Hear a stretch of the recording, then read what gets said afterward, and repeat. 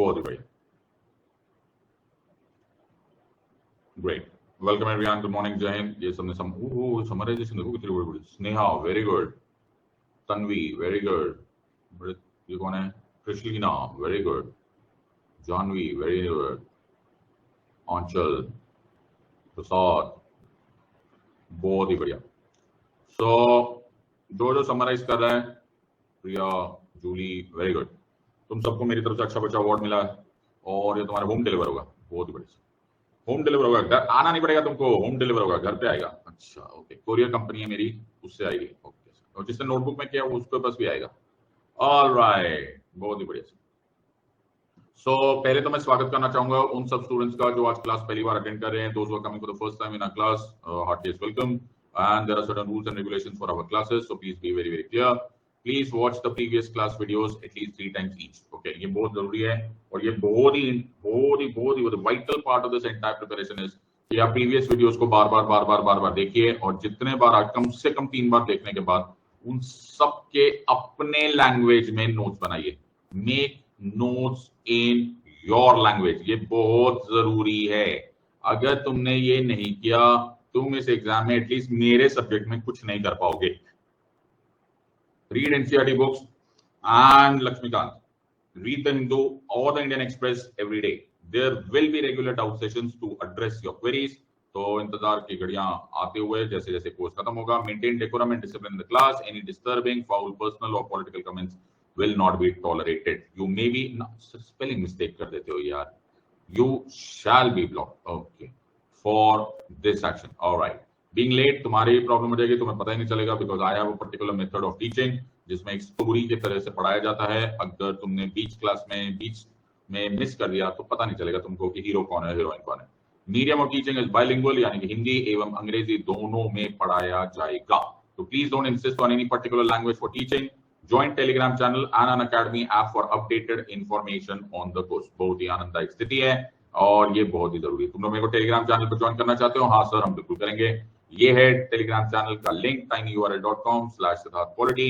और अगर तुम्हारे पास मोबाइल कैमरा है, हाय सर हमारे पास कैमरा है, अगर तुम्हारे पास कैमरा है तो इस कोड को स्कैन कर लीजिए, तो भी तुम पहुंच जाओगे इस टेलीग्राम चैनल पर और ऐसे तुम्हें दिख जाएगा। और जो कुछ भी मुझे updated information, polity, governance, international relation वगैरह की मिलेगी, जो कुछ भी मुझे शेयर करना होगा, आजकल मैं तुम्हारे लिए, कल से मैंने स्टार्ट किया तुम्हारे लिए, मैंने रिवीजन बुकलेट भी डाउन शेयर करनी स्टार्ट कर दिया है। तो वो रिवीजन बुकलेट के भी क्वेश्चंस करने स्टार्ट कर दो। आर यू अंडरस्टैंडिंग दिस और नॉट? सबको समझ में आया या नहीं? Everyone has understood. सो बहुत बढ़िया सर। तो let us try and understand each of these parts. और अब हमारा हम कहां तक पहुंच गए? हिस्टोरिकल अंडरपिनिंग्स खत्म, यूनियन टेरिटरी खत्म, प्रीएम्बल खत्म, सिटीजनशिप खत्म, फंडामेंटल राइट्स डन, डीपीएस भी done, fundamental duties done, union legislature done, union executive done, state legislature done, state executive done. आज हम स्टार्ट करेंगे इमरजेंसी प्रोविजंस, जिसमें एक्चुअली एक important part of centre state relations मैं कर चुका हूं। उसमें से सिर्फ रह गया है फाइनेंशियल रिलेशन, जो 10 मिनट लगेंगे, जो मैं अभी कर दूंगा। आज का हमारा प्लान है कि आज एक्चुअली तुम्हें पता नहीं क्या सर, पता है नहीं पता है क्या सर? आज 8 to 10 एक क्लास है। ओहो, फिर 1:30 फिर से क्लास है। क्या बात कर रही है? 1 है, पता नहीं, देख लेना। ओके, और फिर 4:30 फिर से क्लास है। सो तीन सेशन, 6 घंटा पॉलिटी होगा। 6 घंटा पॉलिटी में इमरजेंसी प्रोविजंस पक्का खत्म हो चुके होंगे विदाउट सेकंड डाउट। और अगर ये खत्म हो गए तो हम स्टार्ट करेंगे सुप्रीम कोर्ट, यानी कि यूनियन जुडिशरी। इधर सेलिएंट फीचर्स खत्म हो चुका, फेडरलिज्म एंड कमीशन खत्म हो चुका, रिजर्वेशन पॉलिसी खत्म हो चुका, ट्रिब्यूनल्स खत्म हो चुका, जुडिशियल सिस्टम खत्म हो चुका।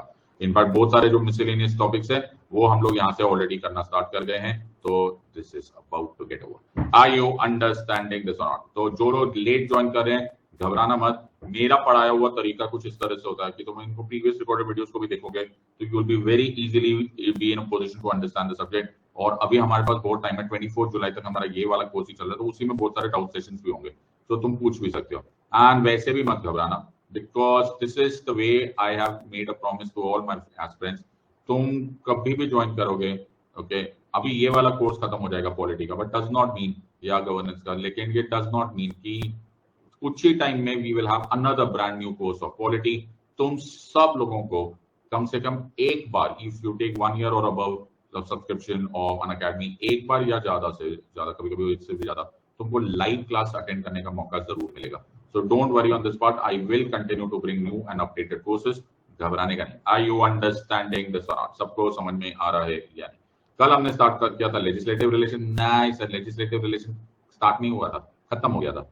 फिर हमने स्टार्ट किया था एडमिनिस्ट्रेटिव रिलेशन. एडमिनिस्ट्रेटिव रिलेशनशिप भी हमारा खत्म ही हो गया था करीब करीब. एवरीवन हैज अंडरस्टूड दिस और नॉट? तो हमने स्टार्ट किया था और खत्म किया था लेजिस्लेटिव एंड एडमिनिस्ट्रेटिव रिलेशन, और मैंने खत्म कर दिया था इंटर स्टेट वाटर डिस्प्यूट. सबको समझ में आया? मैं तुम्हें मैथ्स पढ़ाना चाहता हूँ. नहीं सर प्लीज, मेरे को मैथ्स पढ़ाने का बड़ा मन कर रहा है. सुबह सुबह मैथ्स में बहुत अच्छा पढ़ाऊंगा, देखो. ओके, तो मैं ना तुमको क्या बताऊंगा, ध्यान से सुनना. Okay, so in a relationship between the center and the state, relationship between center and state, मैं तुम्हें एक बहुत ही इंटरेस्टिंग इक्वेशन बता रहा हूं. सुनो, ये वैसे यूनियन जुडिशरी के टाइम आता है, लेकिन फिर मैं उस टाइम फिर से कर लूंगा ताकि it will become consolidated. Relationship between centre and state में अगर सेंटर एंड स्टेट गवर्नमेंट में कोई डिस्प्यूट हो जाए, मैंने क्या बोला, सेंट्रल गवर्नमेंट और स्टेट गवर्नमेंट में कोई डिस्प्यूट हो जाए, अच्छा, state government and state government में कोई डिस्प्यूट हो जाए, अच्छा, या फिर centre government on the one hand और दो या दो से ज्यादा स्टेट गवर्नमेंट्स में कोई डिस्प्यूट हो जाए. मैंने समझाया या नहीं समझाया? Everyone is understanding this part? If there is a dispute between the centre and the state, state and state, or center, state and state, then the only court which can listen to these matters or deal with these matters is the Supreme Court. Everyone has understood this or not? सबको समझ में आया या नहीं?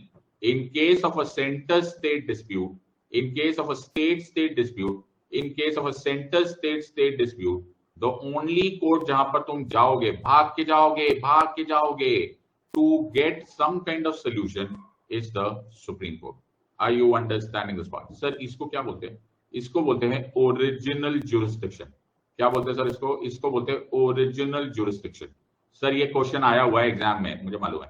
बड़े सारे ऐसे institute आजकल ऐसे क्वेश्चन पूछ के भी बड़े खुश हो जाते हैं. ओरिजिनल jurisdiction मतलब the Supreme Court is the only court which can deal with center and state dispute, state and state dispute and center state dispute. सबको समझ में आ रहा है या नहीं समझ रहा है? Everyone has understood? रुको ना. हाँ, no court has any jurisdiction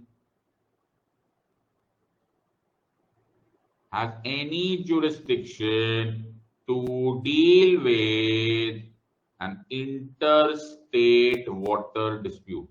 अरे कल का टॉपिक था सर, ये तो कल वाला बताया. आपने बोला था कि जुरिस्डिक्शन को जुडिशियल रिव्यू मत समझ लेना. हाँ बेटा, जुरिस्डिक्शन मतलब कहां तक तुम्हारी ताकत जाती है. जैसे हर पुलिस स्टेशन की एक जुरिस्डिक्शन होती है. हाँ, वेरी गुड. तो तुम्हारी ताकत कहां तक जाती है?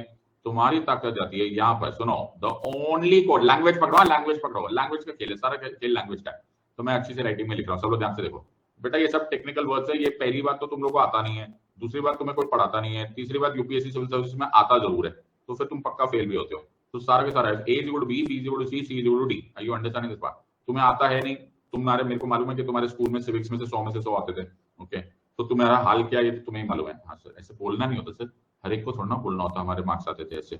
नहीं सर, हर एक को मत बताया करो सर. अच्छा ठीक है, तो तुम्हारे क्या हालात है सर वो तो हमको मालूम है सर. ओके, ये मत पूछ कि क्या हाल है मेरा तेरे पीछे, ये देख कि क्या रंग है तेरा मेरा तेरे आगे. हाय हाय हाय, बहुत बुरा हाल, बड़ा बुरा है तुम्हारा.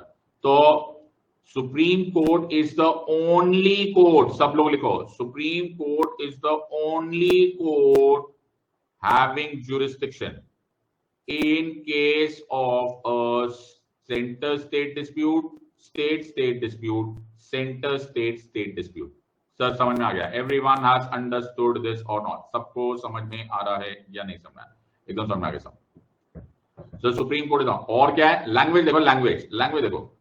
No court has any jurisdiction has any jurisdiction in case of an interstate water dispute. सबको समझ में आ रहा है या नहीं? इधर है jurisdiction, इधर है jurisdiction, इधर है the no court, इधर है the only court. Are you understanding? इधर है interstate water dispute, इधर है center state, state state और center state state dispute. इधर है 131, इधर है 131 multiplied by 2, 262. Oh, Article 131 of the Constitution, Article 262 of the Constitution. समझ में आया या नहीं? This is called मैथोपॉलिटी. इसको क्या बोलते हैं? इसको बोलते हैं मैथोपॉलिटी. ये नई पॉलिटी आई है. Are you understanding this part? So दोनों ही jurisdiction से बोल रहा है. एक only court बता रहा है, एक बोल रहा है no court. Are you understanding this or not? So you have Article 131 which provides what is called as original jurisdiction and Article 262 which is providing what is called as no jurisdiction. सबको समझ में आ रहा है या नहीं समझ में आ रहा है? So ये नई इन्वेंशन हुई है. Everyone has understood this or not? तो मैंने तुम्हें ये भी बता दिया. बहुत बढ़िया सर. So आखिरी जो हमारे बीच में रिश्ता आ रहा है सर, कौन सा? वो रिश्ता तुम्हारी वजह से. अरे प्रणाम नहीं करोगे? ओए होई प्रणाम करो बेटा, प्रणाम करो मेरे बच्चे, प्रणाम करो. अरे सर कैसी बात है सर? रुको, थोड़ा लैपटॉप छोड़ के पीछे जाएंगे, साष्टांग प्रणाम करेंगे सर, साष्टांग. ओके, ऐसे थोड़ा ना सर. ओके, सर यहाँ पहुंचने के लिए क्या क्या न कर रहे सर, क्या क्या न कर. कब से टीवी नहीं देखा सर, टीवी नहीं देख पा रहे, घूमने नहीं जा पा रहे, यही जाना है. अच्छा इतना मत रुकिए, कुछ नहीं होता, हो गया, चिंता नहीं करने का. ओके, सो ये सर वैसे आप क्यों पढ़ा रहे हो सर हमारे, मतलब इमोशनल एंगल पे क्यों आ रहे हो? बिकॉज एडमिनिस्ट्रेटिव रिलेशन में जो second part and the last part is the all India services. हाँ सर, ये भी एक बड़ी मेजर से आपका है. I you understand this part? So ये बड़ा ही मेजर प्रॉब्लम है. The context of what are called as all India services. Sir ये बड़ा दुख की बात है. क्यों मालूम है? मैं बताऊंगा सर, मैं बताऊंगा. Okay sir, all India services बहुत मेजर एडमिनिस्ट्रेटिव प्रॉब्लम है. कैसे सर? सर हम तो बिल्कुल प्रॉब्लम नहीं, हम तो भोले काके हैं, हम तो नूनू बेबीज हैं, हमने क्या प्रॉब्लम है? अरे मेजर प्रॉब्लम तुम नहीं, अभी नहीं, जब तुम ऑल इंडिया सर्विसेज बनोगे तब की बात बोलो. सो आर्टिकल 312 के अनुसार देयर आर आज की डेट में 3 ऑल इंडिया सर्विसेज. कौन कौन सी ऑल इंडिया सर्विसेज है सर? ऐसे पूछते थोड़ा है. नहीं बताओ ना प्लीज, बताओ ना, बताओ कौन. मुझे ये तो पता चले सर. ये भी पहला क्वेश्चन यही आना चाहिए. अरे वाह, बहुत ही बड़े सर.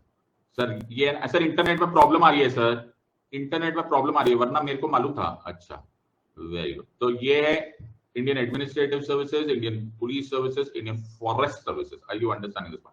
सर अच्छा सर, ये बाय चांस सर वो इंटरनेट में प्रॉब्लम थी, वरना मुझे आता था ये वाला. अच्छा ये हमें आता है sir, what do you mean? अच्छा तो मेरे को क्या लगता है यूपीएससी को अपने एग्जाम में ना पहला क्वेश्चन ये पूछ लेना चाहिए, जिसको ये आंसर ना आए ना उसका पेपर चेक ही नहीं होना चाहिए. बिल्कुल सही बात है सर, ये आइडिया अच्छा है सर, बहुत अच्छा. सो ये पहला क्वेश्चन होना चाहिए. So IAS, IPS and Indian forest services. Now understand this. So ये क्या है सर? ये देख रहे हो कि नहीं देख रहे हो? हाँ सर देख रहे हैं सर. ये जो है ये यूनियन गवर्नमेंट है. क्या है सर? Union government. ये कौन है सर? ये एमए है. कौन है सर? एमए नहीं सर, स्टेट गवर्नमेंट है. हमारे यहाँ पे फेडरलिज्म है. हाँ, फेडरलिज्म में क्या होता है? फेडरलिज्म में होता है डिवीजन ऑफ पावर. क्या होता है फेडरलिज्म में? क्या होता है sir? Division of power. Division of power. और ये जो डिवीजन ऑफ पावर है ना सर, अपनी मर्जी से नहीं होता. मेरे घर में भी डिवीजन ऑफ पावर है, तुम्हें मालूम है? हाँ सर, मेरे घर में भी डिवीजन ऑफ पावर है. बट वो डिवीजन ऑफ पावर पापा ने डिसाइड की हुई है. क्या होता है? मेरे को सिर्फ इतना ही फैसला लेने को अलाउड है. मेरे को पापा ने बोला बेटा डिवीजन ऑफ पावर की है हमने, मुझे सिर्फ इतना ही फैसला करने को अलाउ किया है कि सुबह 8 बजे सफाई करेंगे कि रात को, कि सुबह 9 बजे सफाई करेंगे. सिर्फ यही फैसला लेना मेरे हक में. बाकी सारा काम, बाकी सारे फैसले पापा लेते हैं. सर ऐसा कैसा डिवीजन ऑफ पावर? मैंने भी पापा को पूछा. मैंने कहा पापा ये कैसा डिवीजन ऑफ पावर? बोला डिवाइड हुआ कि नहीं हुआ. मैंने कहा क्या? बोले पावर. बाकी सारे फैसले मैं करूंगा, तू ये फैसला कर कि तू सुबह 8 बजे रूम साफ करेगा कि सुबह 9 बजे रूम साफ करेगा. ये फैसला तेरा. हमारे यहाँ फेडरलिज्म है. मैंने कहा पापा ऐसे नहीं होती federalism. Federalism is constitutionally mandated division of power. क्या बोलते हैं? Constitutionally mandated division of power. तुम नहीं फैसला करोगे, मेरा कॉन्स्टिट्यूशन बताएगा किसके हिस्से में कौन सी पावर आई, किसके हिस्से में कौन सी लिस्ट आई. ये वर्ड्स लिखने पड़ते हैं बेटा, तब इस एग्जाम को पास करते थे। Devil lies in the detail. तुम्हारे सिविक्स के जो 100% मार्क्स है ना, वो कहीं काम नहीं आने वाले। वर्ड क्या है? Constitutionally mandated division of power. Are you understanding? सबको समझना है, ऐसा नहीं कि सारे पावर तुम रख लो। उस constitutionally mandated division of power के अनुसार हमको इस स्कीम को एक्सेप्ट करना पड़ेगा। हाँ सर, वरना कोई भी नहीं मानेगा। इस स्कीम के अनुसार यूनियन अपॉइंट करता है ऑल इंडिया सर्विसेज, लेकिन ऑल इंडिया सर्विसेज सर्व करते हैं, ऑफिस ऑक्यूपाई करते हैं in any of the states. Yes sir, इसको कैडर सिस्टम बोलते हैं। यस, जो आजकल बहुत ही कंट्रोवर्सी में आ रहा है। हाँ सर, जैसे आजकल तुमने, पता नहीं तुमने ये आर्टिकल पढ़ा सर, न्यूज़पेपर पढ़ने का मन टाइम नहीं करता, तो पढ़ लेना किसी दिन। तो बहुत ही इंपॉर्टेंट हो गया कि आजकल कैडर रूल्स पे बहुत ही मेजर कंट्रोवर्सी है। सर इतना दूर तक हम कभी पढ़ ही नहीं पाते। ओके, तो हमारे 100 आउट ऑफ 100 आते थे ना सिविक्स में, हम इसके आगे नहीं पढ़ते। So the states, especially the non-NDA rule states, are apprehensive that the proposed changes would confer overarching powers to the union government in the posting of IAS officers. और उसके बाद ये सेम चीजें हो जाएगी to IPS and IFS officer. तो states है ना, स्टेट्स है ना, हाँ सर, वो है ना पहले से घबराए हुए। क्यों? क्योंकि स्टेट्स ने फोन किया, बोला हमको नहीं चाहिए कोई ऑल इंडिया सर्विस ऑफिसर, हमको क्या करना, हमारे पास अपने ऑफिसर है। तो यूनियन बोला नहीं ना, हम अपॉइंट कर रहे हैं ना, हम भेजेंगे तुम्हारे लिए IAS officer, IPS officer, IFS officer, ये तुम्हें मदद करेंगे। तो स्टेट बोले नहीं, थोड़ा सा डर लग रहा है हमको इन लोगों से, हमको इनसे डर लगता है। अच्छा चलो, अगर बाई चांस इन्होंने हमारी बात नहीं मानी, हम इनको सस्पेंड कर देंगे ना। तो यूनियन ने बोला ना बाबा ना, तुम क्या कहो, तुम नहीं सस्पेंड कर सकते, हम सस्पेंड कर सकते, तुम मैक्सिमम केवल ट्रांसफर कर सकते हो, इधर से उधर ट्रांसफर करना, ओके, उससे ज्यादा तुम लोग कुछ नहीं कर सकते। तो स्टेट बहुत परेशान, स्टेट बोले हाँ तो भी हमने मांगा नहीं इनको, ओके, हम इनको कुछ कहेंगे तो हम इनको सस्पेंड भी नहीं कर सकते, सिर्फ इधर से उधर ट्रांसफर कर सकते हैं, और ये हमारे एडमिनिस्ट्रेशन का हेड बन जाएंगे, ये हमारे एडमिनिस्ट्रेशन का हेड हो गए। ये किस तरह का रिश्ता है, ये रिश्ता क्या कहलाता है? यूनियन बोला we are a quasi federal state with a unitary territory. बात समझ में आया या नहीं समझ में आया?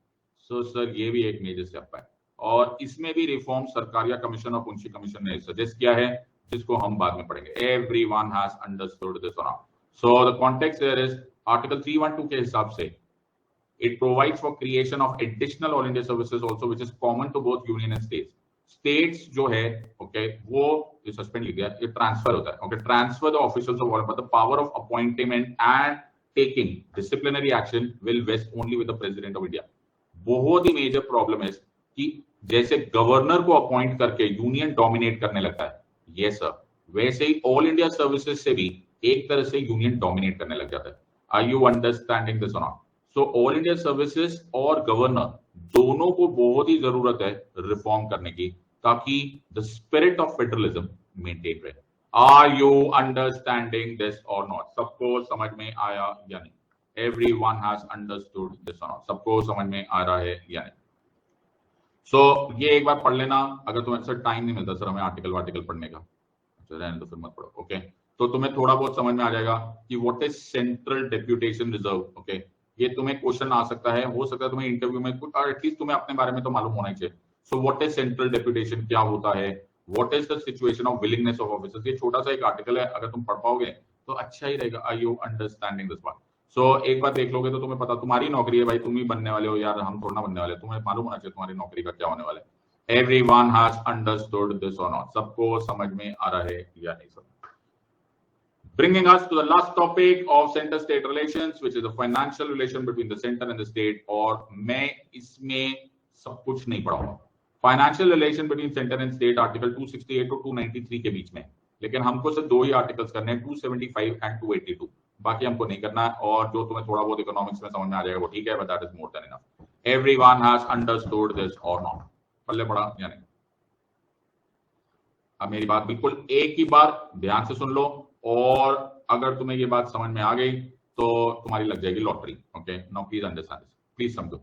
Everyone ready? एक ही बार में समझ जाना, गलती मत करना, ठीक है। ये कौन है? ये है बिग मैन। कौन है सर? बिग मैन, डॉलर मैन, इसको क्या बोलते हैं? पैसे वाला। Are you understanding? ये सर। और ये कौन है? ये है नॉट सो बिग मैन। अच्छा, ये नॉन पैसे वाला, ओके। ये ये भी नॉन पैसे वाला सर, शक्ल से ही लग रहा है नॉन पैसे वाला। ओके, अब ध्यान से सुनना, ठीक है सर, ये भी नॉन पैसे वाला है, लेकिन ये जो है ये येलो कलर का है। हाँ, ये भी नॉन पैसे वाला है, लेकिन ये येलो कलर का है। सबको समझ में आ रहा है? डायग्राम देखा, समझ में आ रहा है? बहुत ही सुंदर डायग्राम है। तुम लोग इसकी स्क्रीनशॉट लेकर एनएफटी में बेच सकते हो। तुम्हें $22 मिलियन का तुम प्राइस रखना, $22 मिलियन इस ड्रॉइंग के लिए। ठीक है सर, आगे पढ़ा लो सर आप। ओके, अब ध्यान से सुनना, ये कौन है सर? ये यूनियन गवर्नमेंट है। ये कौन है सर? ये यूनियन गवर्नमेंट है। ये कौन है सर? ये स्टेट गवर्नमेंट है। ओके, सबको समझ में आया या नहीं? सर आपने ऐसे 3 स्टेट्स को व्हाइट बनाया, 2 को येलो बनाया। सुनते नहीं हो यार मेरी बात। अच्छा, तो वैसे तुमको एक चीज रियलाइज तो हो ही गई होगी। क्या चीज? अच्छा, हुई है कि नहीं हुई है पहले मेरे को बता देना कि सर जब लेजिस्लेटिव रिलेशंस पढ़ रहे हैं सर, लेजिस्लेटिव रिलेशंस में ना सर, जो यूनियन गवर्नमेंट और स्टेट गवर्नमेंट की पावर्स ना इक्वल नहीं है सर। हाँ सर, ना सर, बिल्कुल नहीं सर। हर जगह यूनियन का लॉ प्रिवेल कर जाता है, हर जगह यूनियन का लॉ डोमिनेट कर देता है। इसको ऐसे लिखो सर, ये यूनियन, ये स्टेट, है ना? हाँ हाँ, है ना? मानते हो कि नहीं मानते? सब लोग मानते हो कि नहीं? ये सर, बिल्कुल बिल्कुल मानते हो सर, मानते हो सर। उसी तरह से सर एडमिनिस्ट्रेटिव रिलेशन में भी है ना सर, एडमिनिस्ट्रेटिव रिलेशन में भी ना बात बराबर की नहीं। आपने बोला था आर्टिकल 256, तुमने हमारी बात नहीं मानी, तो भैया हो गया काम। You understand? तो यूनियन सर, इसको ऐसे लिखो, यूनियन और state. Are you understanding this part? Sir सब जगह ऐसा ही था सर, हर टाइम ये था। बिल्कुल, और प्रज्ञा बिल्कुल सही बोले sir, quasi federal state with unitary territory. Okay, मुझे ऐसा उम्मीद है सर कि फाइनेंशियल रिलेशन में सुधर जाओगे। हाँ, ऐसा लगता है। अच्छा, तो फाइनेंशियल रिलेशन है ना, उसमें भी है ना सर, उसमें क्या हिसाब है सर? यूनियन और स्टेट में बीच में बराबर ही क्या? हाँ हाँ, अभी बताता हूँ। उसमें है, ये क्या है सर? ये क्या है सर? यूनियन और स्टेट। कवि इन पंक्तियों से क्या कहना चाह रहे हैं, समझ में आ रहा है कि नहीं आ रहा? अरे सर, ये तो बहुत ही खतरनाक लाइन है sir. The most skewed relation, तो मैंने क्या बोला?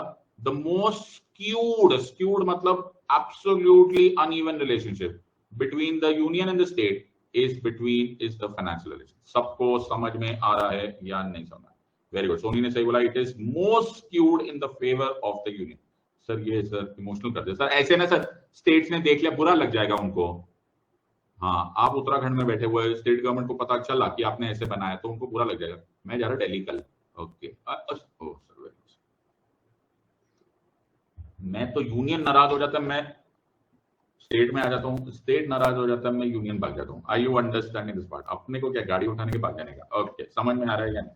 Everyone has understood? पल्ले पड़ा या नहीं समझ में आया? बहुत ही बढ़िया सर। ओके, सबको समझ में आ गया? एवरीवन हैज अंडरस्टूड दिस और नॉट? तो यूनियन और स्टेट के बीच में most skewed relationship is the financial relation. और ये मैं फिर तुम्हें बार बार बोल रहा हूँ कि जब हम सरकारिया कमीशन पढ़ेंगे, पुंछे कमीशन पढ़ेंगे, तो तुम्हें ये सारी चीजें अचानक स्ट्राइक करेगी कि सिद्धार्थ सर बोलते तो थे, तो इसीलिए उन लोगों ने रिफॉर्म्स की बात की। अब ध्यान से देखना, ठीक है? अब बिल्कुल ध्यान से सुनो मेरी बात, एक एक बिल्कुल ऐसा एब्जॉर्ब कर जाओ। ये कौन है? White state number 1, white state number 2, white state number 3, yellow state ये 4 और ये 5।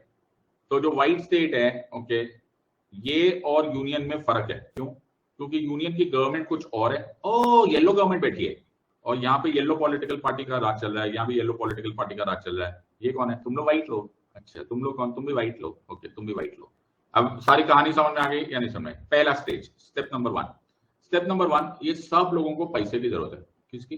पैसा सबसे ज्यादा किसके पास? पैसा यूनियन के पास। ओके, टैक्सेस ज्यादातर यूनियन के पास, मनी ज्यादातर यूनियन के पास। हमेशा स्टेट्स को जरूरत पड़ती है पैसे की। तो ये जो व्हाइट स्टेट है, ओके, इसको बनाने का एक डैम। अच्छा, इसको क्या बनाने का है? इसको भी बनाने का है कुछ तो फैक्ट्री इंडस्ट्री बनाने की। इसको क्या है? इसको भी कुछ तरह डेवलप करने का है, इसको भी कुछ ना कुछ डेवलप करने का है, इसको भी कुछ ना कुछ डेवलप करने का है। You understanding this part?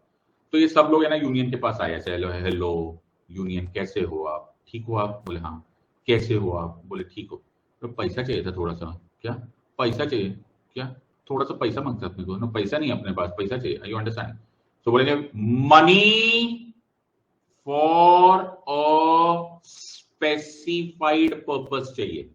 Word समझ में आ रहा है या नहीं समझ? बेटा इतने प्यार से किसी ने तुमको है ना ट्विंकल ट्विंकल लिटिल स्टार नहीं पढ़ाया था। Are you understanding this part?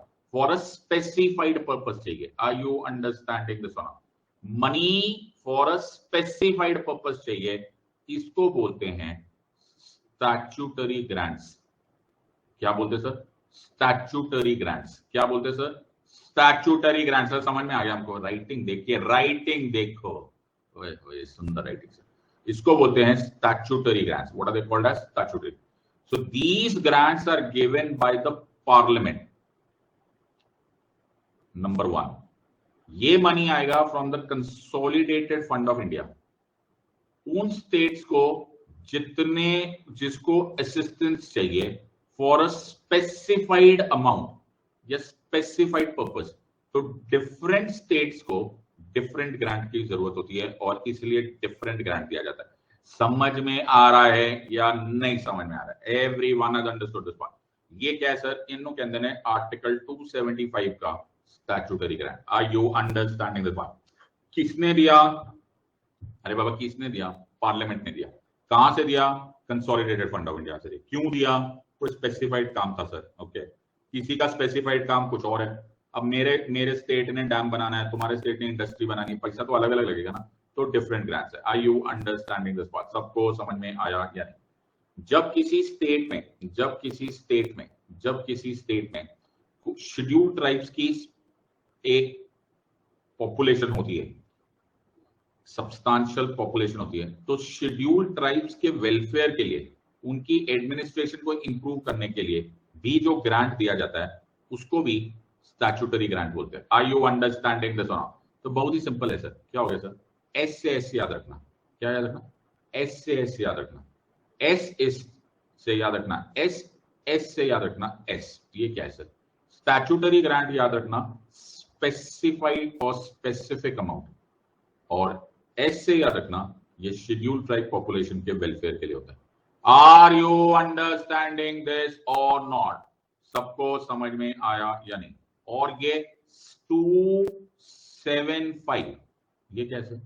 75 7 275 से याद रखना। सबको समझ में आ रहा है या नहीं? अरे सर सब कुछ ऐसे ही हो गया। बहुत बढ़िया sir. Everyone has understood this. सबको समझ में आ गया या नहीं? ओहो, अब तो नहीं बोलोगे सर? अब नहीं बोलेंगे सर। ऐसे हम ऐसे भी ना बोलते हैं, हमारे सिविक्स में 100 में से 100 आते थे। हत्ती हो,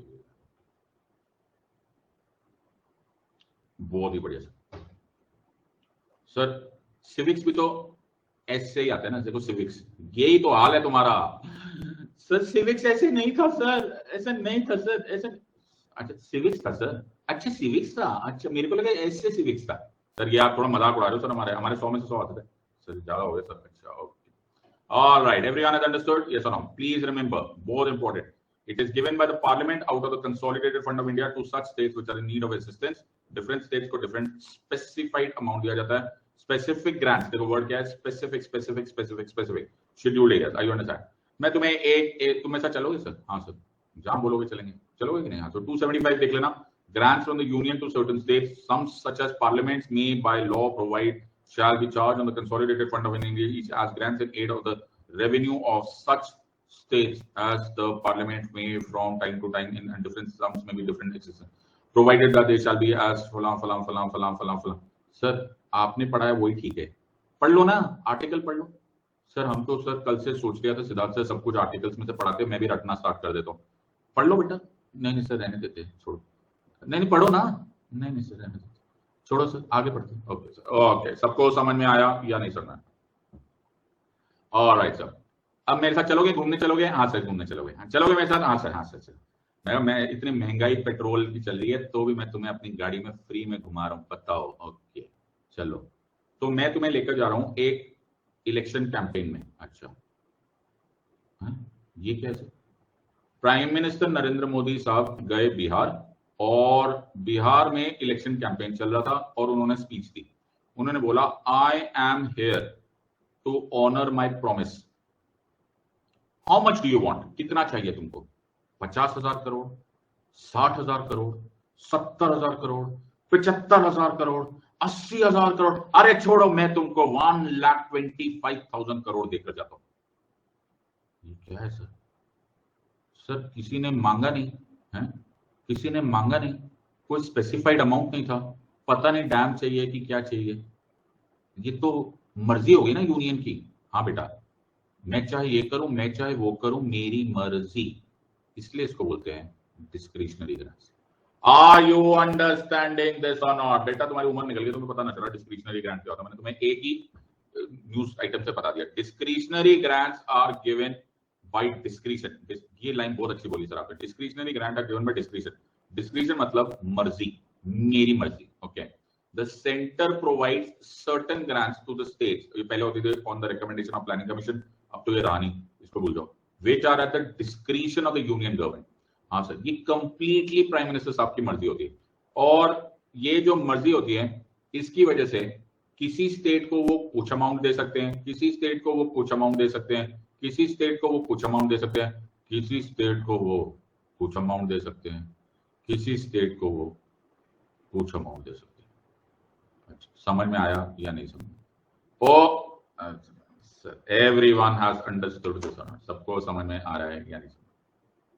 Okay, everyone has understood this one. Sir, okay. समझदार लोग। Everyone has understood this one. पल्ले पड़ा या नहीं? तो डिस्क्रिशनरी ग्रांट वो ग्रांट है, डिस्क्रिशनरी ग्रांट वो ग्रांट है जिस पर भी पंची कमीशन और सरकारिया कमीशन ने बहुत सारे रिफॉर्म्स बताए, because this is the entire context. अब तुम्हें एक क्वेश्चन आएगा कि डिस्क्रिशनरी ग्रांट आर्टिकल 282 में देते तो हैं, लेकिन उसको कुछ देने के लिए कुछ बोला जाता है कि नहीं बोला जाता? यहां पर लिखा जाता है that the grant is given okay for any public purpose. Word क्या यूज किया है? For any public purpose. Okay, जो उस टाइम पर लगता है कि पब्लिक पर्पस है, यानी कि कोई स्पेसिफिक पर्पस के लिए नहीं दिया जाता। ओके, जो स्टेट लाता है उसका कोई पॉइंट नहीं है कि वो स्पेसिफिक पर्पस लेजिस्लेचर के किसी लॉ में आया हुआ है, चाहे यूनियन ने कोई लॉ बनाया ना, वो एनी पब्लिक पर्पस के लिए दे दिया जाता है। Are you understanding this part? इसलिए इसको डिस्क्रिशनरी ग्रांट बोलते हैं। क्या बोलते हैं सर इसको? डिस्क्रिशनरी ग्रांट कहते हैं। अब तुम नोटिस ही करोगे कि इसमें पॉलिटिसाइजेशन की पॉसिबिलिटी है। यस, इसमें पॉलिटिकल फेवर्स की पॉसिबिलिटी है। यस और नो? और इसमें जब डिस्क्रिशनरी होता है तो आर्बिट्ररी होने का भी चांस रहता है। Yes, and that is why it is against the spirit of so called federalism. Are you understanding this? तो तुम क्या याद रखोगे? Article 282 of the constitution. Everyone has understood this और नॉट? सबको समझ में आ रहा है या नहीं? Everyone has understood. तो हमारे पास बहुत ऐसे सारे लॉज दिखेंगे, जैसे जीएसटी रिलेटेड। तुमको मालूम है आज अभी भी स्टेट्स कॉम्पेंसेशन मांग रहे हैं। मैं ये पढ़ाऊंगा नहीं, तुम्हें इकोनॉमिक्स में पढ़ाया जाएगा, बट देखा जाए तो वो फेडरलिज्म से रिलेटेड है। ये सर, तो सुप्रीम कोर्ट ने बोला था centre and states have equal powers to make GST related laws. You understanding? So ये सब क्यों हो रहा है? बिकॉज द सेंटर और स्टेट के बीच में रेवेन्यू शेयरिंग में प्रॉब्लम आ रही है। यस और no? Everyone has understood this और नॉट? फिर ये जो सबसे इंपॉर्टेंट है सर, आप लोग ना लेजिस्लेटिव रिलेशन पढ़ लेते हो, एडमिनिस्ट्रेटिव रिलेशनशिप पढ़ लेते हो, लेकिन फिस्कल फेडरलिज्म पे कोई ध्यान ही नहीं रखता। सबसे इंपॉर्टेंट फेडरलिज्म सर, सबसे इंपॉर्टेंट चीज क्या होती है? सबसे इंपॉर्टेंट चीज होती है सर, तुझे देखा तो ये जाना सनम। नहीं सर, नहीं, सबसे इंपॉर्टेंट होती है money. Are you understanding this और नॉट? सर राज मल्होत्रा सबसे इंपॉर्टेंट आया था सर सिमरन के लिए। बेटा राज मल्होत्रा के पास पैसा ना होता ना तो वो लंदन से टिकट लेकर इंडिया आ ना पाता। ओहो, अच्छा सॉरी। इंपॉर्टेंट क्या है sir? Fiscal federalism. Are you understanding this part? So ये रिश्ता नहीं चलेगा सर, ना लेजिस्लेटिव ना एडमिनिस्ट्रेटिव रिलेशन, जब तक आप फेडरलिज्म का फिस्कल अरेंजमेंट ठीक नहीं करोगे। Are you understanding? सो ये ठीक करो सर, पैसा बहुत मैटर करता है सर, पैसा। ओके, तो मौका मिलेगा तो ये भी आर्टिकल पढ़ लेना। ओके सर, सब पढ़ने का नहीं, बात मत किया करो। फिर जीएसटी काउंसिल्स, ओहो सर ये भी एक बड़ा मेजर इशू है। अब तो मैं नोटिस कर रहा होगा कि पॉलिटी और इकोनॉमिक्स बहुत जगह ओवरलैप करने लग जाती है। Are you understanding this part? Yes और नो? तो बहुत जगह पॉलिटिक्स एंड इकोनॉमिक्स लैंड वो करने लग जाती है, ओवरलैपिंग। इसलिए मैं बहुत सारे लोगों को बोलता हूँ कि अगर तुम्हें दो सब्जेक्ट्स को कंबाइन करना है ना, तो पॉलिटी और इकोनॉमिक्स को साथ में पढ़ा करो। बजट भी उसमें कॉमन आ जाएगा, फाइनेंशियल रिलेशन भी कॉमन आ जाएगा, फाइनेंस कमीशन भी पढ़ाया जाता है। हाँ सर, ये सारी चीजें कॉमन हो जाती है। Are you understanding this part? So you can all do these topics one after another. Everyone has understood this part. सबको समझ में आया या नहीं? तुम लोग होके चले गए हो? हाँ सर हम चले गए। ओके, तो सिचुएशन जो है ओके बहुत ही डाइसी है सर, और एज आई सेड इसको हम लोग बाद में पढ़ाएंगे and I will explain these things in far more detail to all of you. But हम समझने की कोशिश करेंगे कि अब जो फेडरलिज्म की जरूरत है, actually everyone please pay attention this, okay, अब जो जरूरत है वो फेडरल और फेडरलिज्म में, ये जो इज्म है ना, इसको मेंटेन करने का टाइम आ गया। स्पिरिट के बेसिस पर, फीलिंग्स के बेसिस पर, अरेंजमेंट के बेसिस पर हमारी ये फेडरल स्ट्रक्चर चल रहा है। कोई जोर जबरदस्ती नहीं कर सकता। फैमिलीज भी ऐसे ही चलती है। हाँ सर, फैमिलीज में भी कोई एग्रीमेंट नहीं होता। हाँ सर, कि बेटा देख खिड़की बंद कर दे, बाहर से पानी आ रहा है। ओके, एग्रीमेंट में लिखा है क्या? ये मेरा काम है क्या? मैं क्यों करूं? एग्रीमेंट बताओ, एग्रीमेंट दिखाओ, दिखाओ, show me where it is written, now get my signature. मैं क्यों खिड़की बंद करूं? All for one. किधर लिखा है? एग्रीमेंट लिखा है क्या? एग्रीमेंट नहीं लिखा है। ओके, हाँ ये बात नहीं बेटा, ये स्पिरिट है। बढ़ चढ़ के सैक्रिफाइसल मोड में कि भैया मैं तो करूंगा ही करूंगा, तब तक मेरी फेडरल स्ट्रक्चर चलेगा नहीं। और ये federalism basic structure doctrine of the constitution of India है। बहुत सारे हमारे पास ऐसी चीजें हैं जैसे राज्यसभा होना, यस और नो। हाँ sir, everyone has understood this part. Rajya Sabha हमने वॉइस ऑफ द स्टेट क्यों रखा था? इसीलिए रखा था ताकि हम इन सारी चीजों को मेंटेन रखें। You understanding? Constitutionally mandated division of power, 7 schedule लिखना ये जरूरी क्यों था? ताकि हम फेडरलिज्म को इंटैक्ट रखें। लेकिन हर फैमिली का, ध्यान से सुनते जाओ मैं जो बोलता जा रहा हूं, हर फैमिली का एक टेस्टिंग टाइम आता है, हर कंपनी का एक टेस्टिंग टाइम आता है, हर मुश्किल का, हर स्ट्रक्चर का एक टेस्टिंग टाइम आता है। तो मेरा एक फ्रेंड है, तो वो जो फ्रेंड है ना, तो उसकी फैमिली में सब कुछ ठीक ठाक चल रहा था। ओके, पापा जी पैसे कमा रहे थे, मम्मी जी घर को संभाल रही थी, भाई बहन सब लोग खेल कूद रहे थे। फिर क्या हो गया? फिर इनके घर में हो गई मुसीबत। कैसे सर? भैया जी ने शादी कर ली। ओह वेरी गुड, भाभी जी आई, आओ परजाई जी तुम्हारा स्वागत है। अब ये टेस्ट है क्या सर? हर इवेंट तुम्हारी फैमिली की यूनिटी का एक टेस्ट होगा कि अब एक आउटसाइडर आया, ओके, अब वो हमारी फैमिली में एडजस्ट होगा। क्या भैया जी वैसे ही रहेंगे जैसे पहले थे या बदल जाएंगे? देखेंगे अगले हफ्ते हम लोग। अरे तो ये टेस्ट होता है। Are you understanding this part? So हर फैमिली का ओके एक टेस्टिंग टाइम आता है। Are you understanding this part? सबको समझ में आया या नहीं समझ? वैसे ही हमारा भी टेस्ट हुआ। सर आपका कौन सा टेस्ट हो गया? सो 1950 में हमने अपना कॉन्स्टिट्यूशन ऑफ इंडिया लिखा, हमने फेडरल अरेंजमेंट रखी, वेरी गुड सर, और फिर हमने इलेक्शंस किया तो लोकसभा में भी इलेक्शन हुआ, विधानसभा में भी इलेक्शन हुआ, यानी कि यूनियन में भी इलेक्शन हुआ और स्टेट्स में भी इलेक्शन हुआ। सर कुछ बताऊं क्या? यूनियन में जीता कांग्रेस, अच्छा, और स्टेट्स में जीता कांग्रेस। क्या बात कर? हाँ, सारे स्टेट्स कांग्रेस सब सर नेहरू जी थे, sir Nehru ji, okay, very tall leader sir, सब जगह कांग्रेस। तो नेहरू जी को मैंने फोन किया, मैंने कहा नेहरू जी मुबारक हो, यूनियन में भी आपकी गवर्नमेंट है कांग्रेस की है और स्टेट में भी आपकी गवर्नमेंट है। तो नेहरू जी बोले सिद्धार्थ हमारी तो फेडरल अरेंजमेंट है ना सिद्धार्थ, हम तो यूनियन और स्टेट्स कोऑपरेट करके चलेंगे, हमारे में तो कोई प्रॉब्लम नहीं है। मैंने बात तो सही है नेहरू जी, लेकिन अभी कोई टेस्ट नहीं हुआ। क्यों? क्योंकि बाहर से कोई आया नहीं ना अभी। ओहो, अभी तो सब येलो पीपल है ना, यहाँ भी आपकी सरकार, यहाँ भी आपकी सरकार, यहाँ भी आपकी सरकार, यहाँ भी आपकी सरकार, यहाँ भी आपकी का सब पता ही नहीं चलने वाला, सब घर में। हाँ सर, यहाँ पर सब ठीक ठाक है। You understanding? एक बार भैया जी की शादी होने दो, पर जाई नो आने दो। Okay, everyone has understood this. अभी टेस्ट नहीं हुआ। तो 1950 टू 1967, 1951 के एंड में इलेक्शन हुआ था, 51-52 में, 1967 तक कोई टेंशन ही नहीं थी हमको। ये तो सर बहुत ही सिंपल था, this was smooth water, smooth selling चल रहा था, कोई टेंशन ही नहीं था हमको। ओके, स्मूथ सेलिंग के चक्कर में दोनों साइड पे कांग्रेस थी, तो काय का सेंटर स्टेट रिलेशन, ये तो कांग्रेस रिलेशन है। Are you understanding?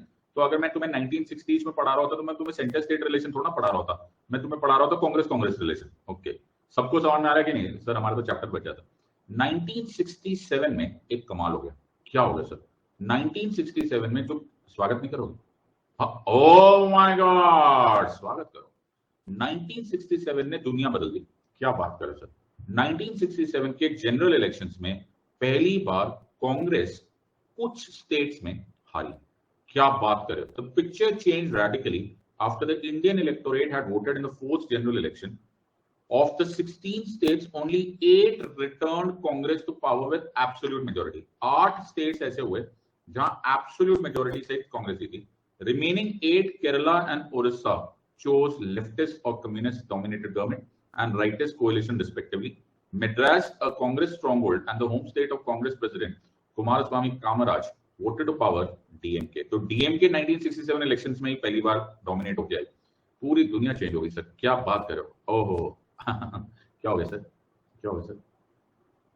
आज मेरे यार की शादी है, आज मेरे यार की शादी है, ओहो पड़ जाएगी आगे। Are you understanding? पहली बार एक आउटसाइडर आया, आर यू अंडरस्टैंडिंग? पहली बार टेस्ट होगा, आर यू अंडरस्टैंडिंग? पहली बार नॉन कांग्रेस गवर्नमेंट बन रही है और अब आएगा तुम्हारे फेडरल स्ट्रक्चर का टेस्ट।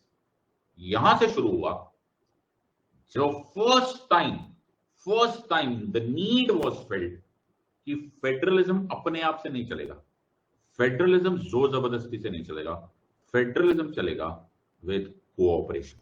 और इस स्पिरिट को बोला गया कोऑपरेटिव फेडरलिज्म। क्या बोला गया सर? Cooperative federalism. क्या बोला गया सर? Cooperative federalism. बात समझ में आ रही है या नहीं समझ में आया? क्या समझ में आया sir?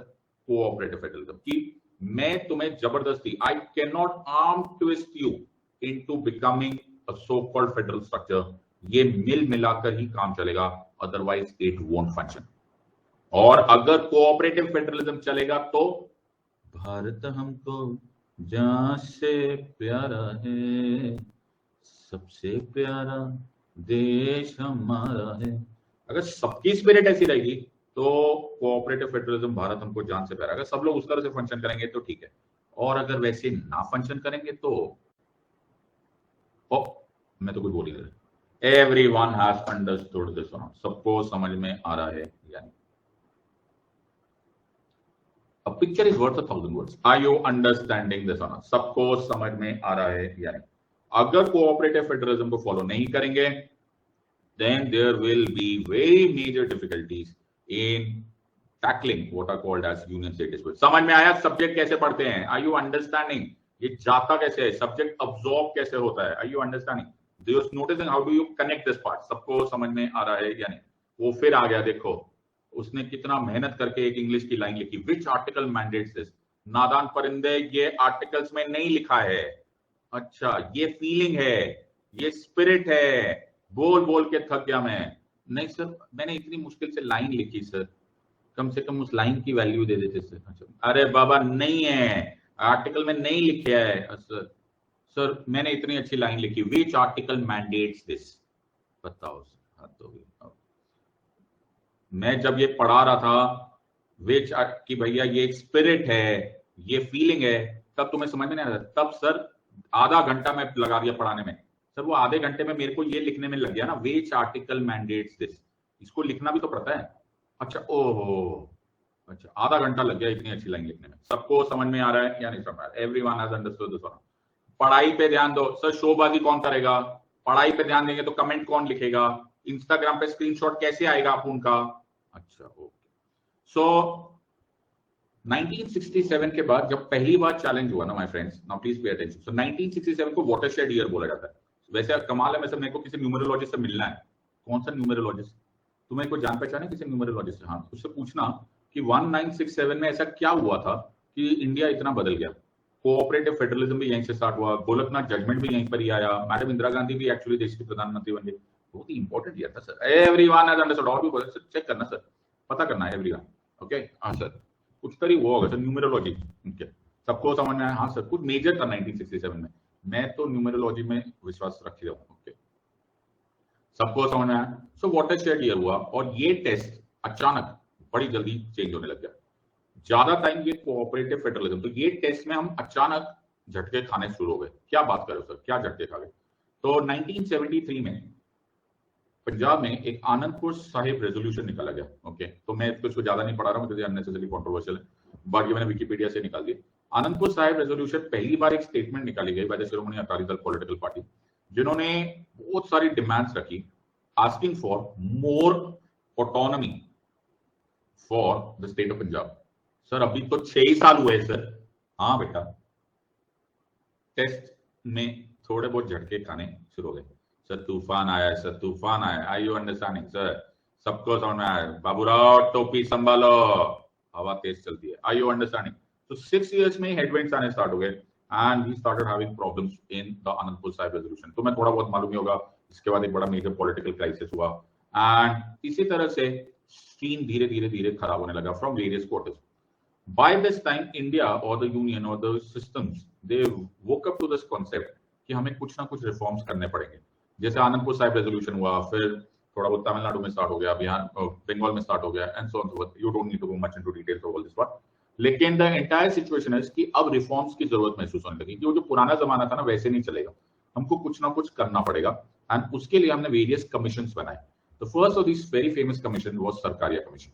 Are you understanding? This was a very very famous commission और जस्टिस जे सरकारिया की चेयरमैनशिप में ये वो रिटायर्ड जज ऑफ सुप्रीम कोर्ट, ये रिव्यू करने का टाइम दिया गया और रिव्यू करने के रिकमेंडेशन किया गया कि review the existing arrangement between the centre and the states. Madam Indira Gandhi ने ये जस्टिस सरकारिया कमीशन को अपॉइंट करवाया था. ओके, और जस्टिस आर एस सरकारिया को ये रिस्पॉन्सिबिलिटी दे दी गई कि सर आप प्लीज देखिए कि existing arrangement between centre and states क्या है और इन एग्जिस्टिंग अरेंजमेंट को क्या चेंज किया जा सकता है, क्या रिफॉर्म किया जा सकता है, सो दैट हमारे बीच में कोऑपरेशन स्टार्ट हो जाए. So amongst the first one that is supposedly remembered is Sarkaria commission.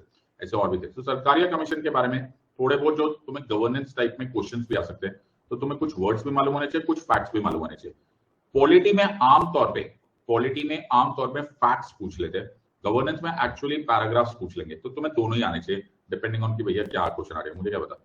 सो सबसे पहले याद रखना कि it was for review of existing arrangement between union and states. Okay, इनकी जो अपॉइंटमेंट हुई थी वाज इन 1983, राइट, और it was a 3-membered commission. तुम बाकी सबका नाम ना भी याद रखो, जस्टिस आर एस सरकारिया के चेयरमैनशिप है, ये याद रख लेना. Are you understanding? 1983 की ये रिकमेंडेशंस के बाद क्या अपॉइंटमेंट हुआ, 1988 में इनकी रिपोर्ट आई थी. तुम्हें एक चीज हमेशा याद रखना, ओके, दैट recommendations होती है ये. These recommendations are not binding on any government. Are you understanding? So 247 recommendations थी over 19 chapters. सर हम सारी पढ़ेंगे? हम सारी पढ़ लेते हैं. 2040 में पहली बार अटेम्प्ट दे देना.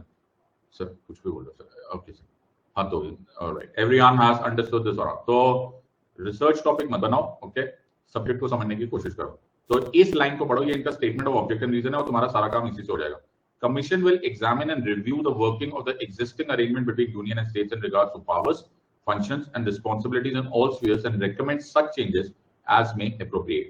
Word क्या है sir? Recommend. Are you understanding this or not? सबको समझ में आया? अगर तुम गवर्नेंस में आंसर लिखोगे तो तुम पूरा लिख लेना. In examining and reviewing the working of the existing arrangement between union and state, making recommendations as the measures needed, will keep in view the social and economic developments that have taken place over the years and have due regard to the scheme and framework of the constitution which the founding fathers have so sedulously designed to protect the independence and ensure the unity and the integrity of the nation, which is of paramount importance for promoting the welfare of the people. तुम्हें मैं ये starting से जब से पढ़ा रहा हूँ, अब तुम करीब 90% मार्क इन पॉलिटिक पढ़ चुके हो. तो ये जो मैं वर्ड्स तुम्हें यूज करता था, फाउंडिंग फादर्स या फिर वेलफेयर स्टेट, ये तुम्हें अब रियलाइज होगा कि ये बहुत टेक्निकली करेक्ट वर्ड्स थे और ये मैं चाहता था कि तुम्हारी आम बोलचाल की भाषा में आ जाए ताकि तुम्हारी लैंग्वेज टेक्निकल हो जाए. You understanding? कमीशन ने जो ऑब्जर्व किया था वो ये बोला था that the federalism is more of a functional arrangement for cooperative action than a static institutional concept. Oh sir, ये स्पिरिट है, spirit. Are you understanding this और नॉट? ये स्पिरिट है. Are you understanding this part? इसमें कहीं कहीं पर equality मिलेगी, कहीं कहीं पर इक्विटी मिलेगी. आर यू अंडरस्टैंडिंग दिस और नॉट? किसी स्टेट को जरूरत होगी तो उसको ज्यादा भी हेल्प करो, किसी स्टेट को कम जरूरत होगी तो उसको कम भी हेल्प करो. 7th शेड्यूल प्योरली इक्वालिटी है sir. A equal to B, B equal to C. Okay, लेकिन जब आप किसी की मदद करते हो, कहीं पर बाढ़ आ गई, कहीं पर डेवलपमेंट की प्रॉब्लम है, कहीं पर फॉरेस्ट एरिया ज्यादा है, कहीं पर शेड्यूल्ड एरिया ज्यादा है, उनकी ज्यादा मदद करो. सो ये दोनों ही तब चलेगा जब तुम्हारे मन में इस तरह के विचार होंगे, इक्वालिटी एंड इक्विटी के. सबको समझ में आया या नहीं? तो रिकमेंडेशन सारे के सारे जो अब तुम्हें बिल्कुल स्ट्राइक करेगा, तुम्हें कुछ भी भूला नहीं, इसलिए मैं एग्जैक्टली इसी पॉइंट पे कर रहा हूँ. लेजिस्लेटिव रिलेशन कल पढ़ा था? हाँ सर, हमें पढ़ा था, सब पढ़ा था. रेजिडोरी मैटर्स कहाँ जाते हैं सर? रेजिडोरी मैटर्स सारे के सारे पार्लियामेंट के पास चले जाते हैं. हमें तो पूछता ही नहीं. अमेरिका में बॉर्न इन द यूएस, वहां पर तो सर स्टेट्स के पास जाते हैं. तो कमीशन ने रेकमेंड किया कि रेजिडोरी पावर्स जो टैक्सेशन वाले हैं, ओके, वो तो पार्लियामेंट में पास भेज दो, और बाकी रेजिडुअरी मैटर्स जो कि टैक्सेशन में नहीं है उनको कंकरेंट लिस्ट में डाल दो। ये क्या बात हुई सर, ऐसे कैसे डाल दो? डाल दो मतलब क्या, 7 शेड्यूल को चेंज कर दो, अपने आप चेंज हो जाएगा। आर्टिकल 248 को चेंज कर दो, सब चेंज हो जाएगा। आर यू अंडरस्टैंडिंग दिस और नॉट? तो फर्स्ट मैटर जो हमारा डील कर रहा था वो था with relationship to residuary matter. ये बोला गया कि रेजिडुअरी मैटर जो टैक्सेशन से है उसको पार्लियामेंट के हवाले कर दो, ओके, उसको एक्सक्लूसिवली पार्लियामेंट में रहने दो, और नॉन टैक्सेशन मैटर्स जो है वो भेज दो कंकरेंट लिस्ट में। कंकरेंट लिस्ट में मतलब अरे एक स्टेप तो इंप्रूव होगा तुम्हारा, centre and states both can make a law on this part. आजकल क्या है, आजकल ये है sir, all residuary matters are with the parliament only. Are you understanding this और नॉट? सबको समझ में आया या नहीं? Everyone has understood this part. सबको समझ में आया क्या नहीं? तुम्हें रिपग्नेंसी याद है? रिपग्नेंसी, हाँ सर रिपग्नेंसी याद है। तुम्हें रिपग्नेंसी याद है या नहीं? रिपग्नेंसी सर सब याद है हमको, सब याद है सर? हाँ सर, सर हमें याद है। रिपग्नेंसी में मतलब क्या है, एक ट्रेन बोलती है मैं यहां से यहां जाऊंगी, दूसरी ट्रेन बोलती है ना मैं भी उसी ट्रैक पर यहां से यहां जाऊंगी। एक बोलता है यस, दूसरा बोलता है नो, एक बोलता है करो, एक बोलता है ना करो। सबको समझ में आ रहा है या नहीं सर? इसको अवॉइड कर लेते हैं क्या?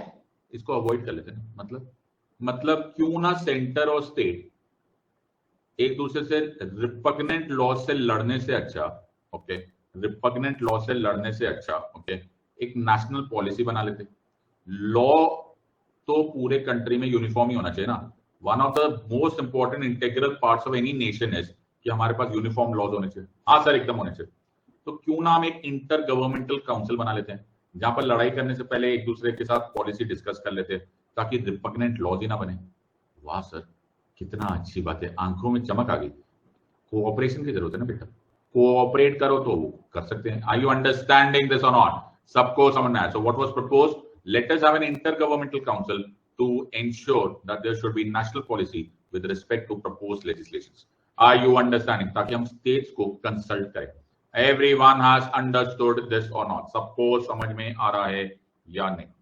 सर एक प्रॉब्लम और है।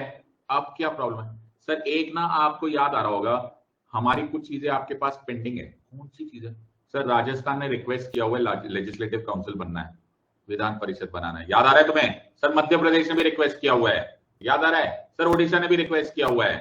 वो आप लोगों ने बोला था मैं, कुछ याद आ रहा है कि नहीं? हाँ सर आपने याद आ रहा है कि सब पार्लियामेंट में बाय लॉ, याद आ रहा है कि नहीं? अरे कनेक्शन देख रहे हो? हाँ सर। सर हमें ना अच्छा नहीं लगता when a resolution is passed by the state legislative assembly for abolition or creation of legislative council, the president shall cause a resolution etc.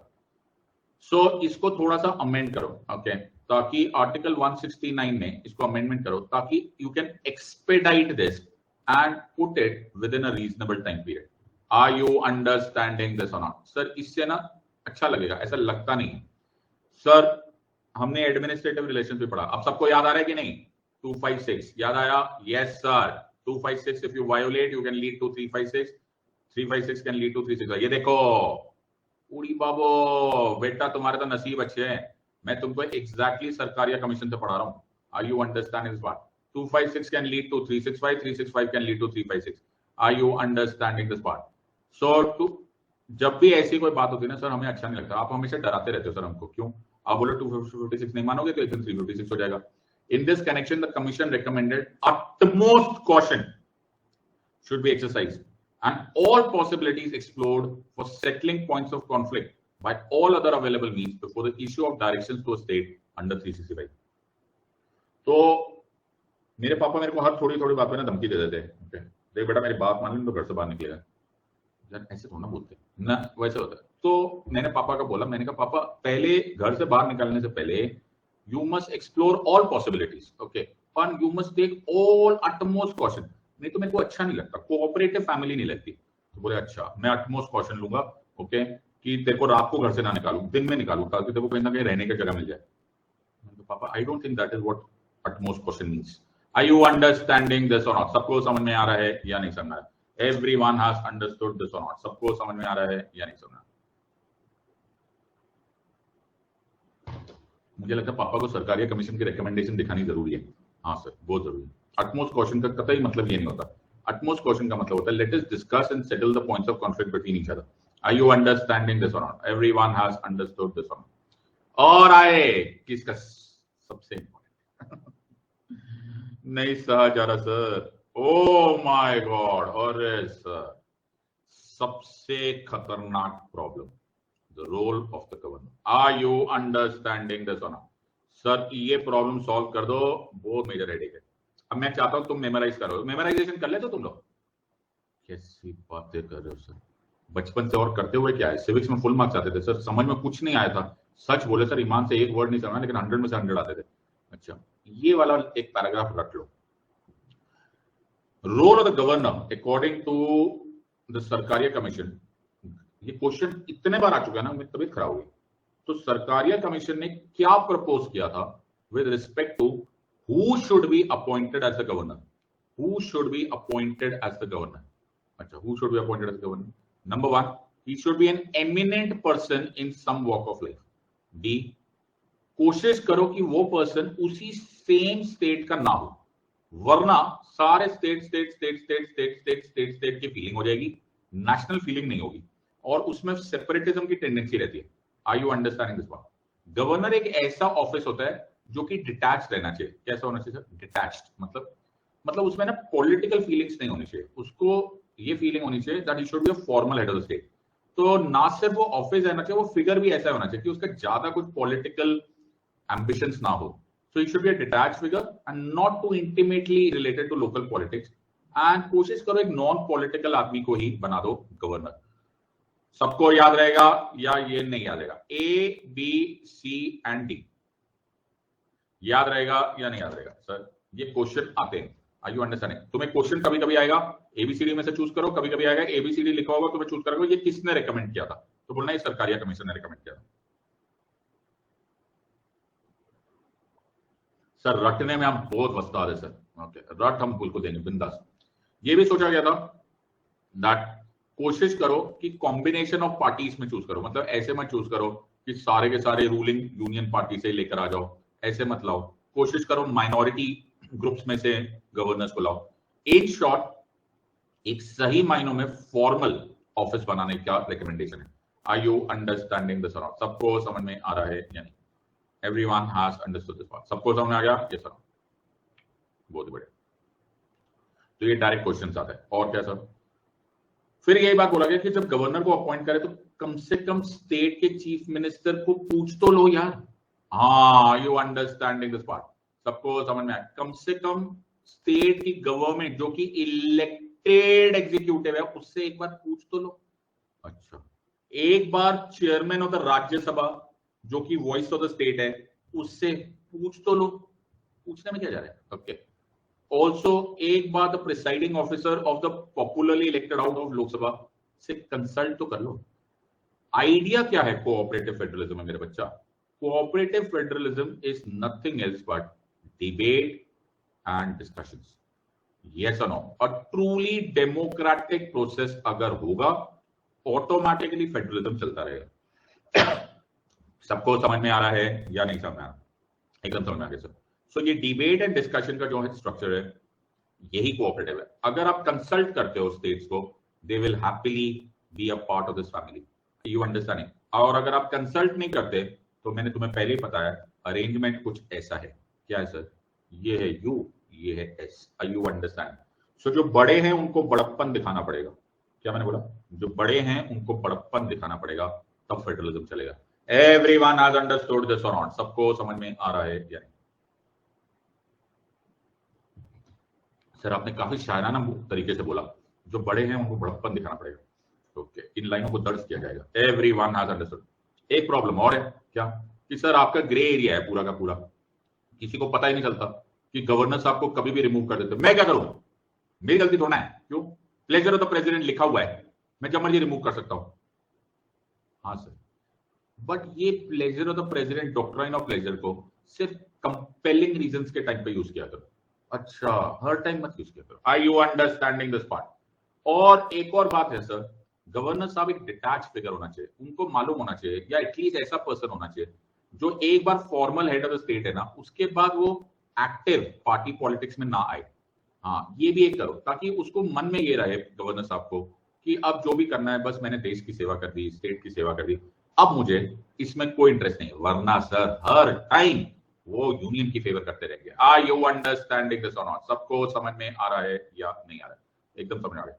So governor साहब की पोजीशन को और भी इंप्रूव किया जा सकता है। Are you understanding this part?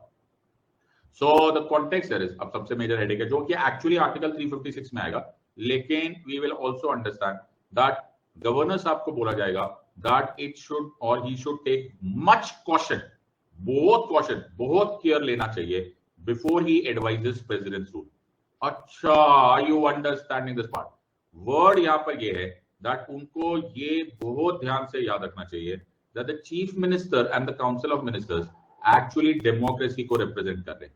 हाँ सर, एक्चुअली इलेक्टेड रिप्रेजेंटेटिव ये है, और इलेक्टेड गवर्नमेंट को he should give due importance and not try to destroy और remove the government. Are you understanding this part?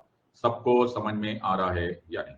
एक मैंने तुम्हें ऑलरेडी पढ़ा दिया था, डिस्क्रिशनरी पावर्स। ओके, जो मैंने डिस्क्रिशनरी पावर्स पढ़ाई थी गवर्नर की, तुम्हें वो याद है? मैंने एक इन्फोग्राफिक दिखाया था, एक पिक्चर दिखाई थी। हाँ सर, वो डिस्क्रिशनरी पावर्स के ना नीचे, जब तुम्हें पिक्चर याद है तुम्हें? हाँ सर, हाँ, उसके नीचे आ जाकर ना ये लिख देना। क्या सर? ओनली। क्या लिखना सर? ओनली। प्यार से लिखना, अच्छा, अच्छी राइटिंग में, only. Where the constitution tells you that there are discretionary powers, where the constitution tells you that there are discretionary power, you should use the discretionary power only there, nowhere else. Are you understanding this or not? और कहीं पर भी अपनी मर्जी नहीं चलाने की। Are you understanding this or not?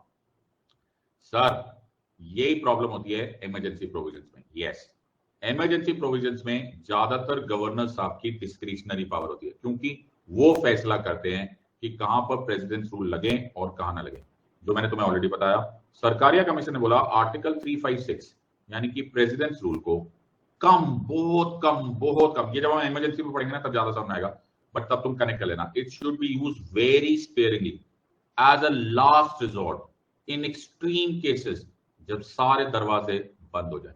सारे अटेम्प्ट्स करो to solve the constitutional crisis at the state level before going to article 356। सारी एक्सप्लेनेशन सुन लो, पॉलिटिकल ब्रेकडाउन हो भी जाए तो भी मेजोरिटी पार्टी को देखो, कोशिश करो क्या सरकार चल सकती है या नहीं, बिकॉज ये स्टेट गवर्नमेंट नहीं है। स्टेट गवर्नमेंट नहीं है का क्या मतलब है? स्टेट गवर्नमेंट नहीं है, ये सिटीजन्स के डेमोक्रेटिक राइट्स है। हाँ sir, everyone has understood this part. ये केवल सरकार नहीं होती, ये सिटीजन्स ने बड़ा भरोसा करके अपने वोटिंग किया है, ये डेमोक्रेसी है। अगर आपने इसको नहीं ध्यान रखा तो आप ये बात शायद भूल रहे हो that democracy is also a part of the basic structure doctrine of the constitution of India. Are you understanding this और नॉट? सबको समझ में आया या नहीं? आजकल जो भी हो रहा है वो डिस्क्रिशनरी जो पार्ट होता है उसको हटाओ, ट्रांसपेरेंसी लाओ। क्या लाओ सर? ट्रांसपेरेंसी लाओ। अगर गवर्नर साहब को लगता है ओहो तो सरकारी गवर्नमेंट नहीं फंक्शन कर रही, तो उस रिपोर्ट को, जिस रिपोर्ट के बेसिस पे आर्टिकल 356 लाया ना, उसको सिटीजन्स में ओपनली छोड़ दो। क्या? जिस रिपोर्ट से गवर्नर साहब को ये लग रहा है कि स्टेट गवर्नमेंट अपना काम नहीं कर रही है और उसकी वजह से प्रेसिडेंट रूल लगने वाला है, उसको फाइलों में मत छुपा के रखो, उसको सीक्रेट मत बोलो, उसको मीडिया को दे दो, हाँ, उसको पब्लिक में दो, क्योंकि ये तुम्हारे राइट्स का मामला है। हाँ सर, ये हमारे राइट्स का मामला है, ये हमारे डेमोक्रेटिक गवर्नमेंट। हमसे क्या गलती हुई? हमारी डेमोक्रेटिक गवर्नमेंट ने क्या गलती कर दी, हमें देखना है। Okay, make sunlight your best friend. कौन sir? Make sunlight your best friend, transparency function. Sir हमारे बारे में कुछ नहीं बोला? हमारे बारे में मतलब सर हमारे बारे में भी तो कुछ बोलो। सॉरी, तुम्हारे बारे में अच्छा, तुम अब तक इंतजार कर रहे थे। हाँ सर, हमारे बारे में भी बताओ ना, हमारे बारे में तो बोलोगे। ऑल इंडिया सर्विसेज, अरे हाँ sir, so all India services which are very necessary and are to continue, ये कंटिन्यू करेंगे। अच्छा हुआ सर आपने बता दिया, हमको तो डर टेंशन हो गई थी ये बात सुनने के। कंटिन्यू तो होगा ना, हम तो पढ़ाई कर रहे हैं। हाँ कंटिन्यू करेंगे, तुम्हारे बिना तो चलेगा नहीं कुछ। तो अगर तुम्हें ऐसी कोई चिंता है, जैसे मैं लेने गया था उस दिन, तो मेरे को एक फ्रेंड ने बोला कि सिद्धार्थ आईफोन खरीद ले। मैंने कहा भैया सस्ता वाला ले ले। कहता 20,000 में मिल रहा है। मैंने कहा कौन सा? सच में 20,000 में आईफोन? बोला हाँ 20,000 में ले ले। दिखाया तो उसने मुझे आईफोन 7 दिखा दिया। मैंने कहा फिटे मुंह, आईफोन 13 चल रहा है, 14 आने वाला है, ये तो डिसकंटिन्यू होने वाला है। अच्छा, तो मैं नहीं लूंगा, तो तुम मत चिंता करो, तुम्हारा डिसकंटिन्यू नहीं होगा। Any move to disband the all India services must be regarded as retrograde and harmful to the country. तो ये कहीं जाने वाला नहीं है, ये रहने वाला है। पर स्टेट्स बड़े नाराज है, हम इंप्रूव करेंगे, we will improve it, we will strengthen it, we will have better selection, training, deployment etcetera etcetera. और ये आजकल तुम लोगों ने न्यूज में बड़ा दिख भी रहा होगा। हाँ सर, ऑल इंडिया सर्विसेज को इंप्रूव करेंगे, ट्रेनिंग बेटर करेंगे, यूपीएससी का एग्जाम का पैटर्न चेंज करेंगे and everything and so on and so forth. So ये सब कुछ होने वाला है। फाइनली एक important part, a permanent inter state council. ये बहुत इंपॉर्टेंट टॉपिक है, बिकॉज अभी अभी मिस्टर स्टालिन ने इसके बारे में कमेंट किया, मैं तुम्हें फिर कभी बताऊंगा। A permanent interstate council called as the intergovernmental council should be established under Article 263. ये बहुत ही इंपॉर्टेंट है। Are you understanding this part? ये इसलिए इंपॉर्टेंट है क्योंकि इंटर स्टेट काउंसिल वो जगह है जहां पर अगर सेंटर और स्टेट के बीच में कोई डिस्प्यूट हो, कोई प्रॉब्लम हो, जरूरी थोड़ा ना कोर्ट्स में जाओगे ना सर, उसको डिबेट, डिस्कशन, कंसल्टेशन से भी सॉल्व किया जा सकता है। तुम्हें याद होगा एक हमारे पास जोनल काउंसिल्स है। हाँ सर, कुछ मालूम है तुम्हें? सर जब हमें 100 में से 100 आए थे सिविक्स में तब नहीं पढ़ाया था। अच्छा, तो एक हमारे पास जोनल काउंसिल्स भी है। हाँ सर, तो we have zonal councils and interstate councils. So ये जोनल काउंसिल्स और इंटरस्टेट काउंसिल्स क्यों है? ताकि हम सेंटर स्टेट को एक ऐसा प्लेटफॉर्म दे दे जहां पर हम एक दूसरे के साथ डिस्कशन कर सके। तो आपने इंटरस्टेट काउंसिल बनाया क्या? बनाया ना बेटा। So under Article 263 of the Constitution, President is given the power to make interstate councils, to define the nature of duties and to inquire upon disputes between the center and the state. तो तुम ये notice कर होंगे, पता नहीं तुम्हें दिख रहा है कि नहीं, ये दिख रहा है interstate council, 11th meeting of the interstate council. I hope तुम्हें ये पिक्चर क्लियरली दिख रही है। हाँ sir, it may investigate and discuss subjects of common interest between union and states और टू और मोर स्टेट्स। एक बार ये प्लीज याद रख लेना, right, this is the most important. मेरे ख्याल से अगर सरकारिया कमीशन का कोई एक बात को इन लोगों ने बिंदास हमारे सरकारों ने मान लिया तो वो ये इंटरस्टेट काउंसिल था, to enquire into and advise upon disputes which may have arisen between the states, investigate and discuss subjects in which some of the states of the union have common interest, making recommendations upon any subject etcetera etcetera.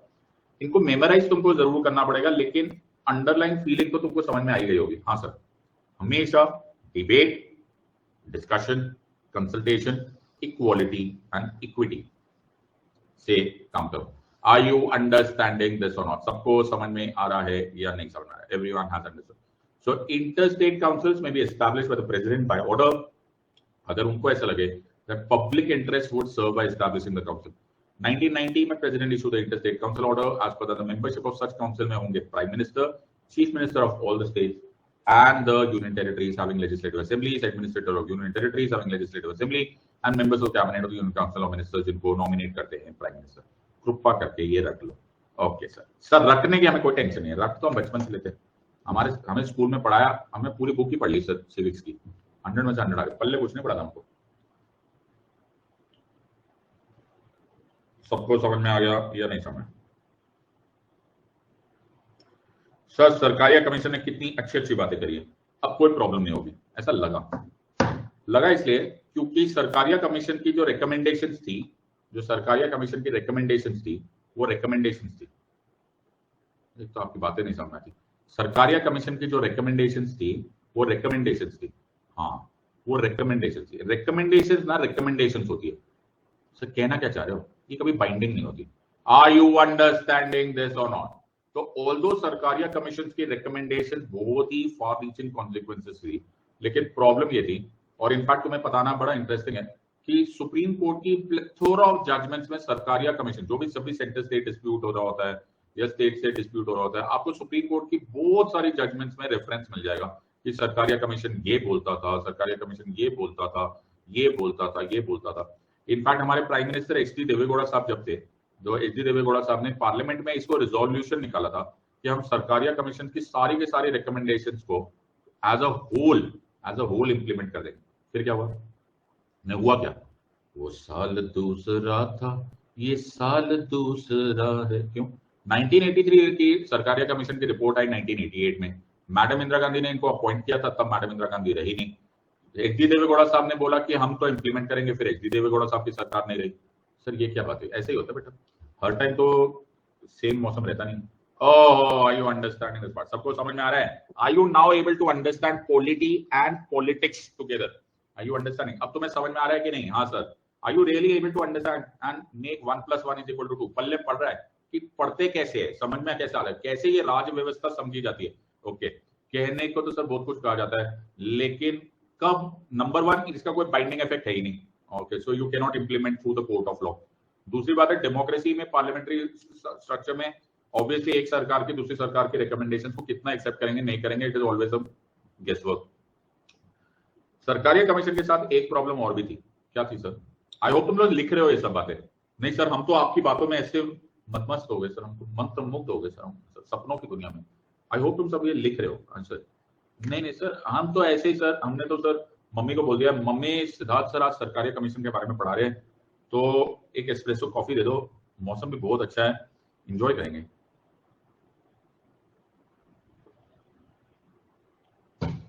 नहीं sir, ऐसा कुछ नहीं, हम लिख रहे हैं. सरकारी commission की एक प्रॉब्लम है, सरकारी कमीशन की एक प्रॉब्लम और भी थी कि इवन इफ ये रिकमेंडेशन मान ली जाती, ये रिलेटिवली माइल्ड रिकमेंडेशन थी. क्या थी सर? ये माइल्ड रिकमेंडेशन थी. तो इसे नोटिस करोगे, इसमें मतलब अच्छी अच्छी बातें बोली है. हाँ सर, प्यारी प्यारी बातें बोली है, बट ये माइल्ड थी. हमको ऐसा लगा कि over a period of time कि ये वर्क नहीं कर रही थी. ओके, और वैसे भी इंप्लीमेंट नहीं हुई, तो हमने एक नया कमीशन बनाया और उस कमीशन को बनाया, बोला गया Punchhi commission. What is that called as? Punchi Commission. So Punchi Commission was our second big step in trying to create a what is called as a better federal environment. और इसके विषय में हम पढ़ेंगे ब्रेक के बाद. ओके, थक गए होंगे तुम लोग. हाँ सर, बहुत थक गए सर, तो 1.5 घंटे से पढ़ रहे सर. ओके, तो 5 मिनट्स का ब्रेक ले लेते हैं.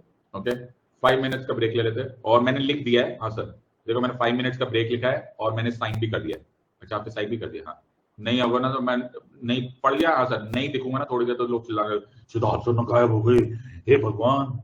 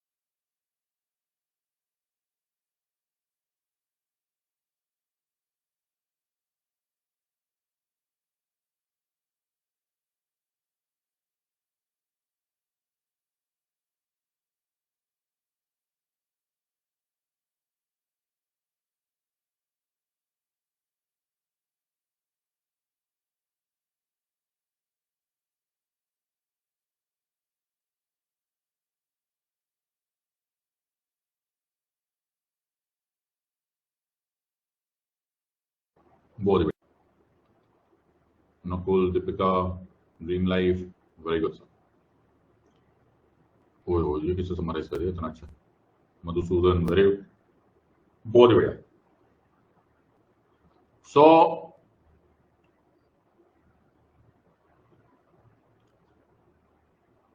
अब हम पढ़ेंगे Punchhi commission. Now actually topics वही है, प्रॉब्लम्स वही है. हाँ सर, प्रॉब्लम्स फेडरलिज्म की वही सारी की सारी सब कुछ सेम ही दिख रहा है. लेजिस्लेटिव थोड़ा बहुत स्क्यूड है, एडमिनिस्ट्रेटिव थोड़ा बहुत स्क्यूड है, फेडरल फाइनेंशियल ज्यादा स्क्यूड है, गवर्नर की पोजीशन, जो हमने टॉपिक पढ़े हैं वो सारे के सारे सेम ही है. Okay, specially governor, specially emergency. Okay, in other words cooperative federalism का ही कॉन्सेप्ट है. हमें प्रॉब्लम्स तो पहले से मालूम है, प्रॉब्लम की वो टेंशन नहीं है सर. हमको सोल्यूशन बताओ, सोल्यूशन. अब मैं कौन होता सोल्यूशन बताने के लिए। तो पुंछी कमीशन अपॉइंट किया गया। Okay, I you understand? So 2007 में okay commission on centre state relations बनाया गया, और ये commission on centre state relations इस तरह से किया गया ताकि, क्योंकि काफी टाइम हो गया था ना सर, क्यों? क्योंकि if I am not wrong sir, करीब करीब 25 साल हो चुके थे जब सरकारिया कमीशन ने रिकमेंडेशन दिया।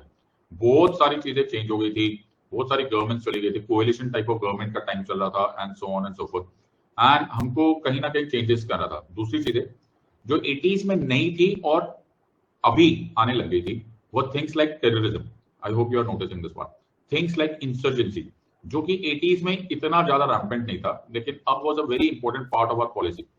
सो justice M Punchhi, justice Madan Mohan Punchhi, वो the former chief justice of India, उनकी चेयरमैनशिप में ये कमीशन बनाया गया, और ये कमीशन का काम था again to examine and review the working of the existing arrangement between the union and the states. और इसी वजह से आपको इसमें बहुत सारी चीजें दिखेंगी जो कि आपको सरकारिया कमीशन में नहीं दिखी। तुम नोटिस करो कि 1983 में सरकारिया कमीशन आई थी, और 1988 में उसका रिकमेंडेशंस, उसकी रिपोर्ट टेबल हुई थी, और जो 1992 है 73rd कॉन्स्टिट्यूशनल अमेंडमेंट एक्ट 1992 में पंचायती राज इंस्टीट्यूशंस आए थे। हाँ सर, म्यूनिसिपैलिटीज आई थी, हाँ सर, लोकल गवर्नमेंट आई थी, हाँ sir, everyone has understood this part. और 1992 1988 के बाद आता है, ये आपने सर काफी इमोशनल लाइन बात बताई सर, 1992 1988 के बाद आया था। हाँ सर, वेरी गुड, ये सर, ये आपने बहुत ही इंपॉर्टेंट बात बता दी। सो आपको पुंछी कमीशन में legislative, administrative, governor, emergency provision, financial relation के साथ साथ आपको पंचायती राज इंस्टीट्यूशंस का भी कॉन्सेप्ट दिखाई देगा। आर यू अंडरस्टैंडिंग दिस और नॉट? सबको समझ में आ रहा है या नहीं समझ रहा है? सर वो तो होना ही था ना, 1992 1988 के बाद आएगा तो पंचायती राज इंस्टीट्यूशन भी तो आएंगे ना सर। ओके, वैसे आपने इतनी ज्ञानवर्धक बात करी ना सर, इमोशनल हो गए सर, कहाँ रखेंगे इतना ज्ञान हम। Okay, everyone has understood this, सबको समझ में आया या नहीं? सो अब इनमें से क्या क्या तुम गवर्नेंस की क्लास में के लिए याद रख सकते हो, ये तुम्हारा context is to be understood on this part. So now to examine what could be the role, responsibility and jurisdiction of center during major and prolonged outbreaks of communal violence। तुम्हें ये नोटिस करो, ये बहुत important होने लग गया था, ये 2000s में खासकर इन द फर्स्ट डिकेड बड़ा मैटर करने लग गया था कि कैसे इसको हैंडल किया जाए। Central law enforcement agencies, suo motu development of central forces, तुम ये नोटिस करो, ये सारी चीजें सर सरकारिया कमीशन में बिल्कुल ये सब बातें नहीं हो रही थी। ओके, हाँ ये सब थोड़ा मैच कर रहा था, taxes, linking of waters, reverse etcetera, लेकिन पंचायती राज institutions, okay, these were completely different and new things which Punchi Commission were discussing with regards to or otherwise comparison to the Sarkaria Commission। फिर यही सारे के सारे चीज सब वापस वही वापस क्या सर, फिर से सेंट्रल फोर्सेस को डिप्लॉय करना चाहिए या नहीं करना चाहिए, पंचायती राज इंस्टीट्यूशंस का साथ कैसे devolution of power and autonomy होना चाहिए। ओके, सेंट्रल असिस्टेंस बहुत ही इंपॉर्टेंट, फाइनेंशियल रिलेशंस को कैसे टैकल करना चाहिए, सेपरेट टैक्सेस विद रिलेशन, सारा का सारा खेल सर अब धीरे धीरे फिस्कल फेडरलिज्म पे आने लग गया। Are you understanding this part? सबको समझ में आ रहा है या नहीं? मैं तुमको एक आर्टिकल से मिलवाना चाहता हूँ। कौन सा, कैसा आर्टिकल सर? ये थोड़े टाइम बाद फिर से काम आएगा। तो ये क्या है सर? ये मेरा इंडिया, ओ प्यारा इंडिया।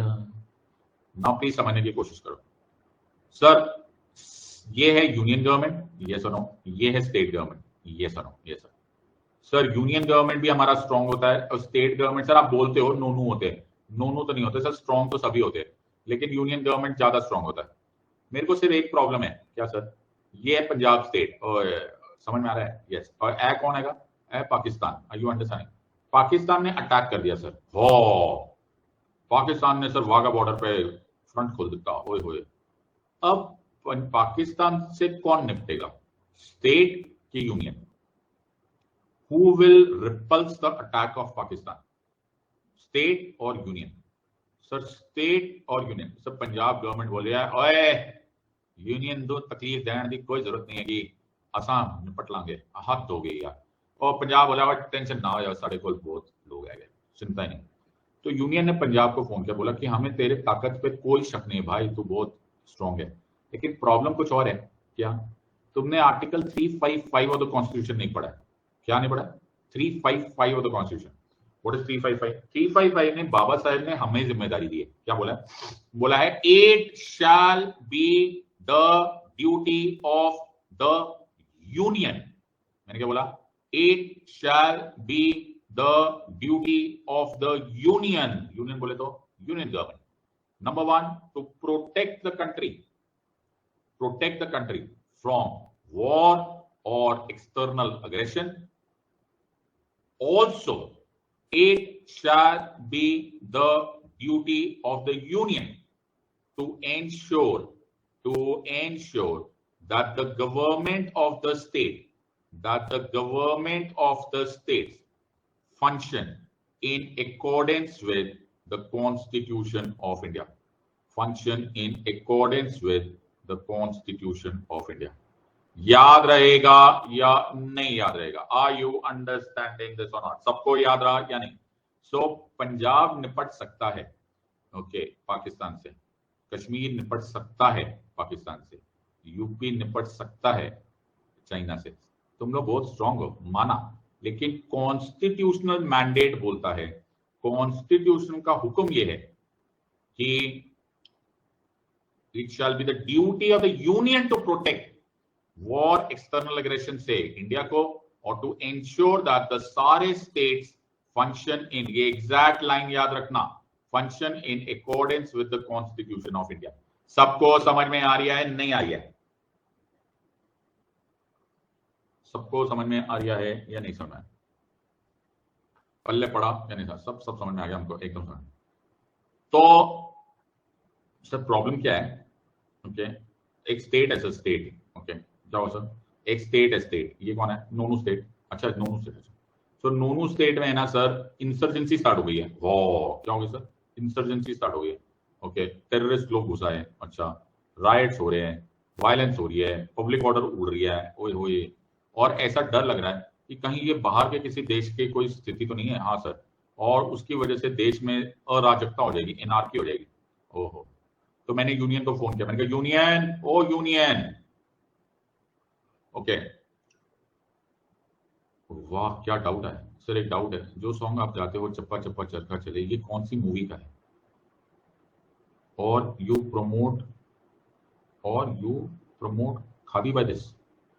अच्छा, I promote khadi by this, ये वाले मेरे को पता ही नहीं था।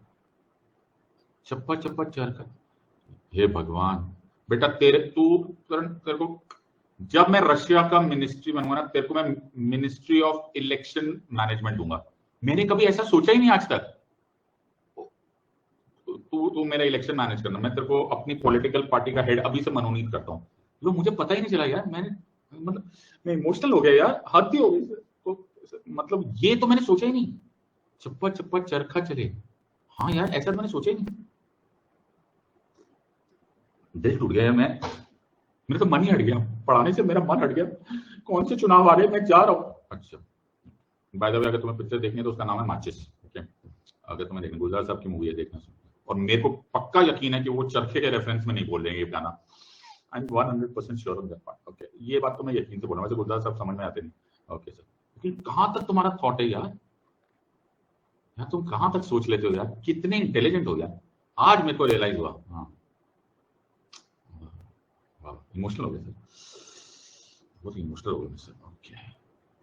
अब पढ़ाने का अलग ही आनंद आ रहा है मेरे को, वेरी गुड। अच्छा आए दो सर, आगे पढ़ो। तो ये जो यूनियन है, ओके, मैंने ये यूनियन को बोला, मैंने कहा यूनियन, ओ यूनियन, इस स्टेट में इंसर्जेंसी हो रही है, टेररिज्म आ रहा है, वायलेंस हो रहा है, कुछ करो। तो बोला हम ना सेंट्रल फोर्सेस भेजेंगे। क्या बोलेंगे? सेंट्रल फोर्सेस भेजेंगे, हम सीआरपीएफ भेजेंगे, ओके, हम आर्मी को बोलेंगे, हम ऐसा करके भेजेंगे। You understand? लेकिन स्टेट्स को ये अच्छा नहीं लगता, यू अंडरस्टैंड? तो मैंने स्टेट को फोन किया, मैंने कहा स्टेट क्या हुआ? बोले स्टेट, सिद्धार्थ तू, तेरे को स्टेट लिस्ट पढ़नी आती है? मैंने कहा हाँ। बोले तेरे को 7 शेड्यूल आता है? मैंने कहा हाँ। तूने स्टेट लिस्ट पढ़ी है? मैंने कहा हाँ। लिस्ट नंबर 2 है? मैंने हाँ। उसमें एक सब्जेक्ट मैटर है, पुलिस। पुलिस हमारा काम, हम खुद हैंडल कर लेंगे, हमारे पास नहीं है लोग। ओहो, आर यू अंडरस्टैंडिंग दिस और नॉट? अब ये अजीब स्थिति है। क्यों सर? कभी कभी यूनियन को ऐसा लगता है कि state police is not going to be enough to do this part, yes और नो, ऐसे यूनियन को लगता है। Are you understand? और स्टेट को ऐसा लगता है कि यूनियन जब सेंट्रल फोर्सेस को यहां भेज देती है तो एक तरह से वो इंटरफेयर करती है। सर हर चीज में, सर हर चीज में कोऑपरेटिव फेडरलिज्म की जरूरत है। बात समझ में आई या नहीं?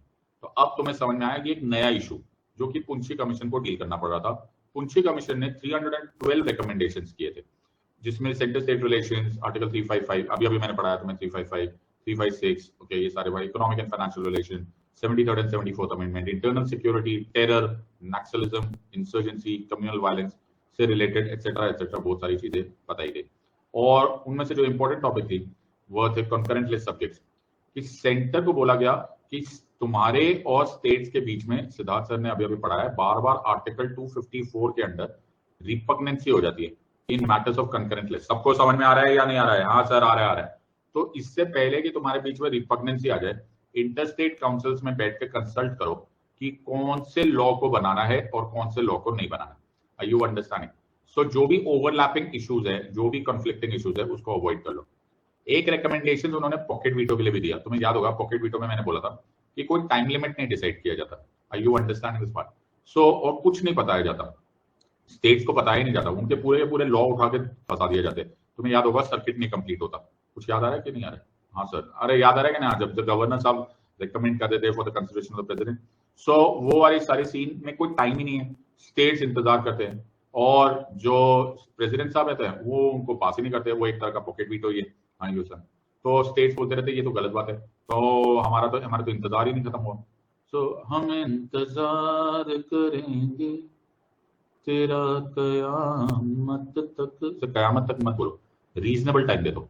6 महीने के बीच में प्रेसिडेंट साहब को बोलो कि वो अपना फैसला कर दे, इससे आर्बिट्रेरीनेस खत्म हो जाएगी। ऑल्सो अगर तुम्हें याद है आर्टिकल 253, तुम्हें याद है 253? हाँ सर 253 तो हमको याद है। ओके, अगर कोई इंटरनेशनल अग्रीमेंट करने का टाइम आए, हाँ सर, अगर कोई इंटरनेशनल अग्रीमेंट करने का टाइम आए तो स्टेट लिस्ट को देखा भी नहीं जाता, स्टेट से बिना कंसल्टेशन के स्टेट लिस्ट पार्लियामेंट के पास चले जाते। सबको याद आ रहा है या नहीं आ रहा है? हाँ सर। तो उसने बोला ऐसे मत करो, स्टेट से भी पूछो, उनसे भी कंसल्ट करो, ओके, कि इन ट्रीटीज के लिए हमको इन्वॉल्वमेंट होना है लेकिन हमें लॉज बनाना है। जब भी तुम ऐसी भाषा यूज करोगे कि स्टेट को कंसल्ट ही नहीं करना, स्टेट को ओवरराइड करना है, तो वो फेडरलिज्म नहीं होती। I hope everyone is understanding this part. उसी तरह से अपॉइंटमेंट ऑफ गवर्नर में उन्होंने बोला that governor should not have participated in active politics. तुम्हें याद होगा ये सरकारी कमीशन में भी ऐसे ही बोला गया। ओके, सरकारी कमीशन में भी यही बात बोली गई थी। Are you understanding? सो कुछ चीजें गवर्नर, तो गवर्नर साहब को सेटल करना बड़ा मुश्किल हो गया। रिमूवल ऑफ गवर्नर के लिए उन्होंने बोला doctrine of pleasure should and. अरे सर ये बहुत ही, इनफैक्ट उन्होंने तो इतनी बड़ी बात बोली थी that this must be deleted from the constitution. तुम्हें एक्चुअली लैंग्वेज समझ में आ रही है? पुंछी कमीशन माइल्ड लैंग्वेज नहीं यूज कर रहा, पुंछी कमीशन थोड़ा सा ड्रास्टिक लैंग्वेज यूज कर रहा है। It was far more effective, far more strict as compared. वो ये बात बोले कि ये सब बातें तुम अपने विम्स पर, अपने फैंसीज पर मत करो, मेक श्योर कि ये इसको कॉन्स्टिट्यूशन से हटा दो। In fact what Punchhi commission said कि गवर्नर क्योंकि हेड ऑफ द स्टेट है, as in the state government है, तो जिस तरह से पार्लियामेंट रिमूव कर सकता है प्रेसिडेंट को, वैसे रिमूव करना चाहिए गवर्नर साहब को। Are you understanding? और उन्होंने ये भी बोला कि गवर्नर को एक चांसलर ऑफ यूनिवर्सिटीज बनाने का जो प्रथा बनने आ रही है ना, इसको डिसकंटिन्यू करो। ये हमको बिल्कुल नहीं अच्छा लगता। Are you understanding? I hope तुम्हें मालूम है कि गवर्नर साहब is the chancellor of the universities. एक बहुत ही अच्छा कॉन्सेप्ट उन्होंने निकाला था जो कि उन्होंने अमेरिका से चेक किया था। अमेरिका में because it is a true federation, so to say true federation, वहां पर एक इंटरनल सिक्योरिटी के लिए होमलैंड सिक्योरिटी डिपार्टमेंट है, जिसमें कि यूनियन एंड स्टेट्स मिलकर फैसला कर लेते कि अगर अमेरिका में कोई प्रॉब्लम हो रही है तो without any obstruction from each other, वो इन नेशनल इंटरेस्ट एक दूसरे के साथ फैसला कर लेते। तो हमने सोचा हम भी एक national integration council, which already was there, लेकिन homeland security department of America के जैसे इसको भी एक्टिव करो। इसको चाहे तो सिर्फ यूनियन गवर्नमेंट बना दे, पार्लियामेंट बाय लॉ बना दे, कॉन्स्टिट्यूशन में लाने की जरूरत नहीं, लेकिन इसको फंक्शनल करो। And what is very important, जो मैंने तुम्हें बताया था, it recommended that the communal violence bill should be amended to allow deployment of central forces without the state's consent for a short period. तो शॉर्ट पीरियड के लिए तो central government को रोका ना जाए, बिकॉज एज बाबा साहब ने बहुत ही अच्छे वर्ड्स में बोला था, nothing above the nation. Are you understanding this part? ये सारी चीजें होती रहेंगी लेकिन नथिंग अबव द नेशन, और अगर हमने ये नहीं किया तो ना नेशन रहेगा ना फेडरलिज्म रहेगा। आर यू अंडरस्टैंडिंग दिस और नो? सबको समझ में आ रहा है या नहीं? Everyone is clear with this? So मैं तुम्हें एक दो पीडीएफ्स भी देना चाहूंगा। ओके, तो सर पीडीएफ दे रहे हो? हाँ पीडीएफ। सर आप तो पीडीएफ नहीं देते हो। ना ऐसा थोड़ा, सर पीडीएफ तो आप देते हो सर। नहीं नहीं सर, मैंने पीडीएफ, सर आपने बोला था पीडीएफ नहीं दूंगा। बेटा तुमने पूरी लाइन नहीं पढ़ी थी। मैंने कहा था पीडीएफ मैं अपनी मर्जी से दूंगा। क्या बोलो सर? मैंने बोला था देखो तुम, मेरे पास तो प्रूफ है। क्या sir? No PDF shall be shared unless deemed really necessary by the educator. ओहो, आई यू अंडरस्टैंड सर? ये क्या बात है? सो नेसेसरी है? हाँ सर नेसेसरी है। मैं तुम्हें ये सारे रिकमेंडेशंस जो भी है, ओके, पंछी कमीशन, सरकारिया कमीशन, इन सब के पीडीएफ भी तुम्हें दे दूंगा। Okay, I you understanding this part? So तुम उसके बाद तुम्हें रिमाइंड याद करने में इजी हो जाएगा। और उसके साथ साथ मैं ये सब भी दे दूंगा, फर्स्ट एडमिनिस्ट्रेटिव रिफॉर्म्स कमीशन, इनकी क्या रिकमेंडेशन थी, क्योंकि प्योर मेमोराइजेशन है। एनसीआरडब्ल्यूसी की क्या रिकमेंडेशन थी, ये मैं सबको दे दूंगा। आर यू अंडरस्टैंडिंग दिस और नॉट? सबको समझ में आ रहा है क्या नहीं? सर आनंददायक स्थिति है सर, आज बड़ा दिन है सर। Everyone has understood. तो मैंने तो बोला ही था unless deemed really necessary. Now you understand. और मैं तुम्हें इसी खुशी में एक और साथ खुशी में एक और चीज दे देता हूं कि मैं तुम्हें welfare schemes of government of India, हाँ, ये भी सारे का सारा पीडीएफ में दे दूंगा। क्या सर? क्या बात है सर? चप्पा चप्पा चले सर, चप्पा चप्पा you are promoting khadi sir? No no no sir. Okay sir, alright sir, alright sir, alright sir, ठीक है सर। तो ये दो तुम्हें पीडीएफ के फॉर्म में मिल जाएगा, वेलफेयर स्कीम्स। और मैं तुम्हें टेलीग्राम चैनल पर हर थोड़े टाइम के बाद रिवीजन बुकलेट्स भी दूंगा, तुम उसके क्वेश्चंस करते रहो। Are you understanding this part? MCQs करते चले जाओ और रिवाइज होता रहेगा। Are you understanding this part? सबको समझ में आ रहा है या नहीं? बहुत ही बढ़िया, बहुत ही बढ़िया, बहुत ही बढ़िया। तो आज सर हमारा तपस्या पूर्ण हुई। आज हम एक पांव पे खड़े थे सर पिछले 1.5 महीने से, कोई तो पीडीएफ मिलेगा, कोई तो मिलेगा। ओके सर, बहुत मिल गया सर। ओके सर, चलो आज हम कलेक्टर बन गए सर, आज मिठाई खाएंगे। आज हम कलेक्टर बन गए, हम घर वालों को बोलेंगे आज से हम कलेक्टर बन गए। क्या होगा? हमें पीडीएफ मिली, हम पीडीएफ कलेक्ट करेंगे। ओके, हद हो गई यार। Okay, all right, I see you in the next class. We will start with emergency provisions of the constitution. I hope तुम लोग को ये कनेक्ट होना बहुत ही आसान हो जाएगा और हम पढ़ेंगे emergency. Are you understanding this और नॉट? सबको समझ में आया या नहीं? So I will see you. God bless and जय हिंद।